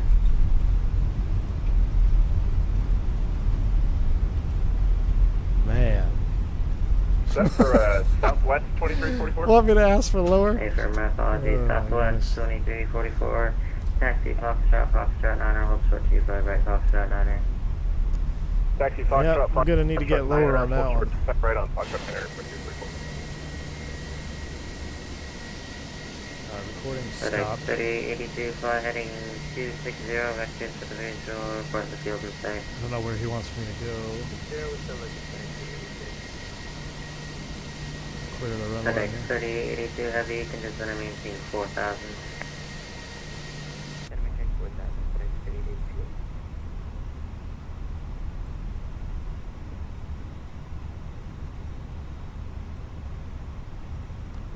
Wings 357, welcome to Phoenix, taxi parking via Charlie Sierra Delta. Charlie Sierra Delta to park for Spirit Wings 357. Thanks for the ATC. Good night. All right, Charlie Sierra Delta. Let's do it. Let's go. Clean it up, chat. Man, that was almost amazing. Probably started floating an inch from touchdown. I know, dude. We were so close to having the ultimate butter. It was that 4 knots. See, I should have done 2 knots. So, oop, got the brake bug. So on the 321, like, man, I add the knots, but you don't need to. You don't need to. Send me off. You're holding on 25 right. All right, 25 right. 25 right. So you're over there. We'll be looking. I'll be looking, Zippy. Wings 542, radar contact, stay altitude pass. I got to get on Charlie, though. Pete Ski dropping a $20 super chat. 42, roger, con. Thank you, man. Appreciate the $20 super chat. Okay, you had your fun. Now can you give the minions back their plane? We'll do it, Pete Ski. Oh, look, Mickey G spotted. Mickey G is spotted. Thank you again, Pete Ski, for a $20 super chat, my man. Yeah, we're going to have to get rid of this plane and give it back to the minions. See, now, real world, tomorrow I have to turn around and come back. It's a long night. I think I gained altitude. I did. I think I did, too. we were so close to buttering it, but I don't need that speed, man. If I didn't add any knots there, we would have been just fine. We're going to be in the dirt here. I can see the center line. I'm trying to taxi, looking for a zippy.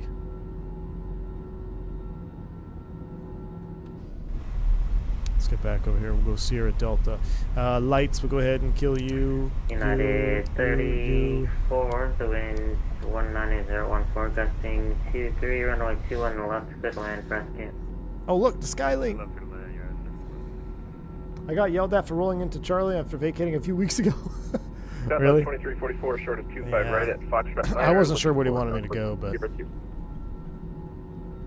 Southwest 2344, Speedbird Bravo 2. 25 right, Foxtrot 9, taxi parking via Echo Tango Delta. Parking via Echo Tango Delta, Southwest 2344. I'm the Continental if you feel like waiting for the Smasher. Oh, are you landing 2-6? Or can you line up and Where are you landing? 25 right, or is that plane off your right hand side, preventing you from doing that? I don't think we have the clearance for the wing tips. If you want to go first, we can hold. Roger, American 2087, runway Your rollout was in the right, wrong right. location in the FMA. I've never seen that before. Runway In runway Phoenix. 25 right, American Oh, 2087 really? heavy. Oh, the reason nav is still armed because after landing we do this. 82, runway 25 left, clear to land, wind There you go. 24015. Yeah, this is the Toyota BMW AMG scenery, scenery, correct. 10 o'clock, 8 miles approximately. Looking for traffic on the right, and then there's Continental coming in somewhere too. Continental 302, They're look out the window, exactly. 5 miles approximately. Only flight simmers look at their PFD when landing. I'm looking still on that. Continental 302. But I'm actually curious. I'll have to watch it back because I'm actually curious, Turk, where it was. American 2087. I'm kind of glad we right. recorded that because I really want to see how close we were to buttering. 23011, gusting 33. All right. Oh, look at That's the takeoff, runway 25 right, butternut American squash 2087 Southwest heavy. or whatever it's called. Sentinel aircraft on frequency, Phoenix needed information. Where's Sierra? 23011, gusting 33, Oh, the next one. altimeter 2954. Continental 302. Continental 302, heavy roger, Fedbridge approach, runway 25 left. Clear for the visual 25 left. Continental 302.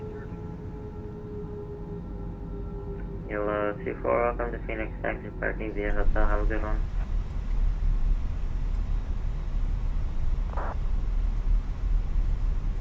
Oh, look at that American triple rolling. Nice. Tail striking going down the runway. Are the F-gates modeled at BMW AMG World? I don't know. Oh, that is cool though. Look at that screenshot. Print screen. We got the tower. We got a 777. We got spiritual wangs. I do love flying into Phoenix, man. Phoenix is a great airport. IRL and in the sim. I like the scenery. I don't like the stutters though. It's got. I'm gonna have to. I'll tell you what, Chad. I'm gonna give Microsoft until Wednesday to give us sim update 2. Maintain was If they 210 don't, for American. then I'm 2087 going heavy. to do the beta because I gotta fix this. We gotta get rid of these ground stutters, man. Roger, It's not, climb and it's maintain nothing flight like level 210 American 2087 heavy. perf wise, like everything's fine. Nothing's spiking on the GPU or the memory. It's literally just the sim, and I wonder if it has something to do with streaming ground textures while going forward. We start the APU when approaching the gate. Safe fuel. Oh, look. Who we got coming in here? We have a speed bed. Heavy, runway 25 left. Clear to land, the wind to... A speed bed and a FedEx coming in. 3011, gusting 32, caution legs for bands for heavy 777 arriving. And a Canyon Gold. I mean, this is amazing plane spotting. We'll land 25 left. Continental 302. Is Flightbeam still doing a Phoenix Eastern T3? Fever 288, runway 25 right, launching late. Oh, look at that FedEx. Oh, look, land of the Mickey G's over there. The Copperheads, right? I think it's the Copperheads. Touchdown. Nice, dude. He only floated about as far as we did. Oh, there's another spiritual wangs here. I'm glad he's parked there. That's why I know where to go. There's the Skylink thing moving again. Oh, gosh dang it. Keep clicking the window shade.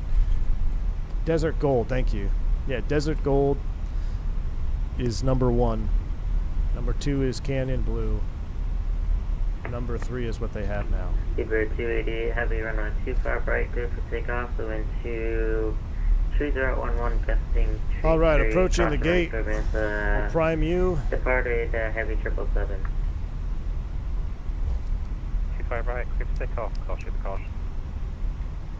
Caution, caution. What was that, some Speedbird turn? Fenix 3082, exit the parking via hotel, have a good one.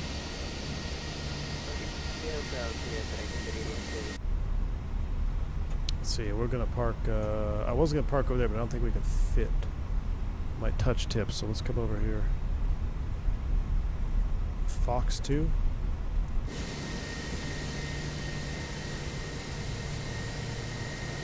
Is that a Neo? Oh, spoiler alert, there's Amir, chat. I told Amir to get on and park in here in Phoenix in the 321 Neo.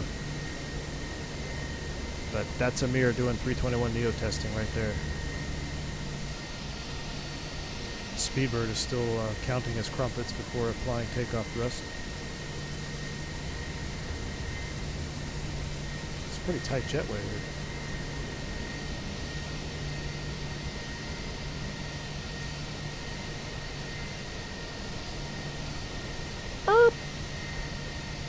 Brakes are set. Here goes the triple. I hope the AP was up because I'm shutting the engines down.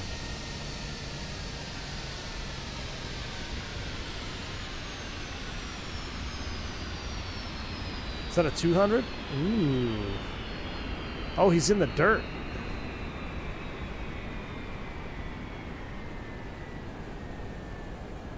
American 2087. Adios. Is he flying all the way to Heathrow? Frequency change approved, American 2087 Heavy. You going all the way to Heathrow, Zippy?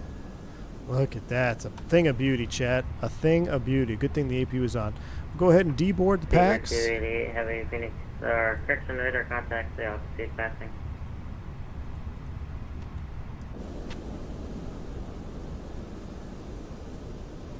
Seabird 288, heavy, stay altitude passing. 6100, 288 heavy. Seabird 288, roger, radar contact. I'm in maintain. Who's this heavy on final over here? 210 for speed 28 is heavy. Continental with no gear. Oh, I got to do the disconnect, reconnect. Get his gear down. Look at that. Continental with gear coming in. Oh, he's landing on the left side. We got to watch this rollout. And then I got to go because it's 7 o'clock. Chat, this took way longer. This took way longer than I anticipated. The wife's going to be like, you said you're going to be home at 6:30. That doesn't sound like that. All right. Continental's coming down. We got dusty runways here at BM World. Oh, look at that Butterooski. Ooh. Sort of on center line. He's going to stop, right? Max brakes. Max reverse. The couch awaits me. Yeah. I got some spackling I need to do, too. I got a massive crack that formed. All this rain we've had, dude. We've been underwater. The house is, like, cracking, falling apart. Wow, he's going all the way to the end. Nice. All right, let's get out of here. There's the FBO back there, the FedEx ramp. And let's just salute to our service members here. Check this out, huh? That's actually a pretty good model. Shout out to all of our armed forces. Mickey G is one of them. Flying Navy, full flap sim, wingnut, whatever he goes by. All y'all, man. Foxtrot 9er, hold short, 25 right, Foxtrot. Excellent. All right, let's go. Let's go replay mode. Boom, boom. We're going to disconnect from my Veo Premium. We're going to go panel states, ready, activate. Fuel selectors are up, our engine mode selectors, flaps are up. That is off. Forward cargo is closed, closed. Send it. Here we go. The lights are going to be off. Pause replay, on. Resume replay. Oh, what? Alright. Pause it. Let's run it forward. Meow. Full flap sim. Cacao! Catching the end of the stream, my man. I want to watch that guy's channel. Looks like he puts it in the touchdown zone. Dude, that Continental greased it. Was that Diabetic Lad that said he was in here? That Continental was best landing I've seen in a while. Zippy, you are going all the way to Heathrow? 9 hours and 50 minutes left. Sitting in Lauderdale waiting on my Spirit flight to take me home. Oh man, well hopefully it's on time, Caco. Hope you get home early. I did. Did I see the wing wave, Zippy? I did not. I was too concerned with you clearing the end of the runway. Let's go back to a full screen replay cam. Still getting the stutters. Gosh dang it. If the update is not out by Tuesday, we're going Sim Update 2 beta chat. Look, it was going to be perfect. Look at that. Oh, we had it. Then we hit a gust of wind. We were definitely legal. We just, oh, I got to put these in reverse, don't I, for a replay? Yeah. Right on center line, chat. Oh my gosh, we got so close to greasing this. Look at this. We got so close. Look at that. Oh my goodness, come on. Then we just got a little gust of wind. Our door's open, that's not good. Just let it settle. Let it settle. Don't reflare. Notice no reflare. See, that's the difference between an experienced 321 driver and an inexperienced one, because that right there is how you give the captain gray hair. So let's play this in real time. That's half speed. So right here, you flare, you miss it, you float it. Okay, you got two options. You either go around because you're going to float outside the touchdown zone, or you know you're going to come back in and you just let it settle. Maintain pitch attitude. Just maintain pitch attitude right here. Maintain, hold it, just hold it, let it settle. Boom. You're down harder than you probably liked. Let's see what Judy says. But if you try to reflare there as you're getting slow like that, that's when you risk a tail strike. Yeah, the bouncy wing doesn't really work too good in replay. Let's just see what our little G says here. 2 positive rates. G's is coming in with unregistrar. Didn't even register on that one. Let's see if I'll have to do it again. Turn off my mini FCU. Okay, I think G's is working now. Let's see. Yeah, the wing and the replay doesn't really work very good.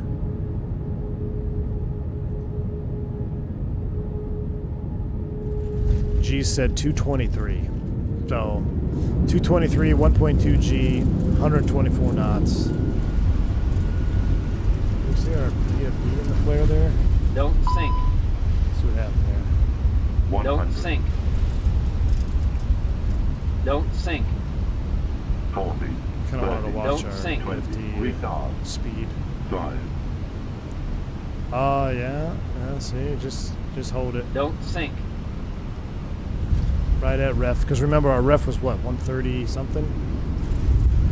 I had 130, yeah, so I added 5 knots. I shouldn't have. That's alright. Serene. Hopefully I'll do better tomorrow IRL. I'll get the actual timestamp for tomorrow. Okay, that's it. I'm done. Replay's up. I'm out of here. I gotta go get ready for tomorrow, real world flight to Sky Harbor. So sales coming up. Thank you all for the support. Thank you for the bank egg checks. Thank you for the $20 super chat, Pete Ski. Thank you for the other super chats, membership milestone chats. You guys are awesome.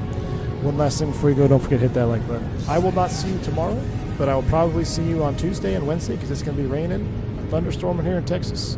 So we're going to be flying, and we might be in some update 2 beta to see if it fixes things. So until then, stay safe, stay healthy. I'm V1. Soup!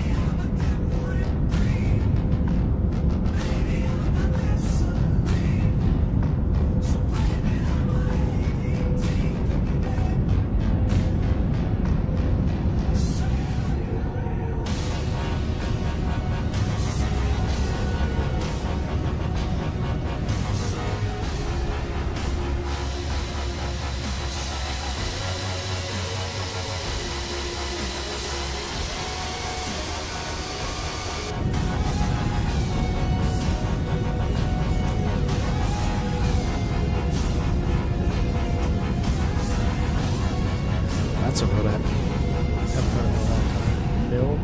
Mill Avenue. Good night.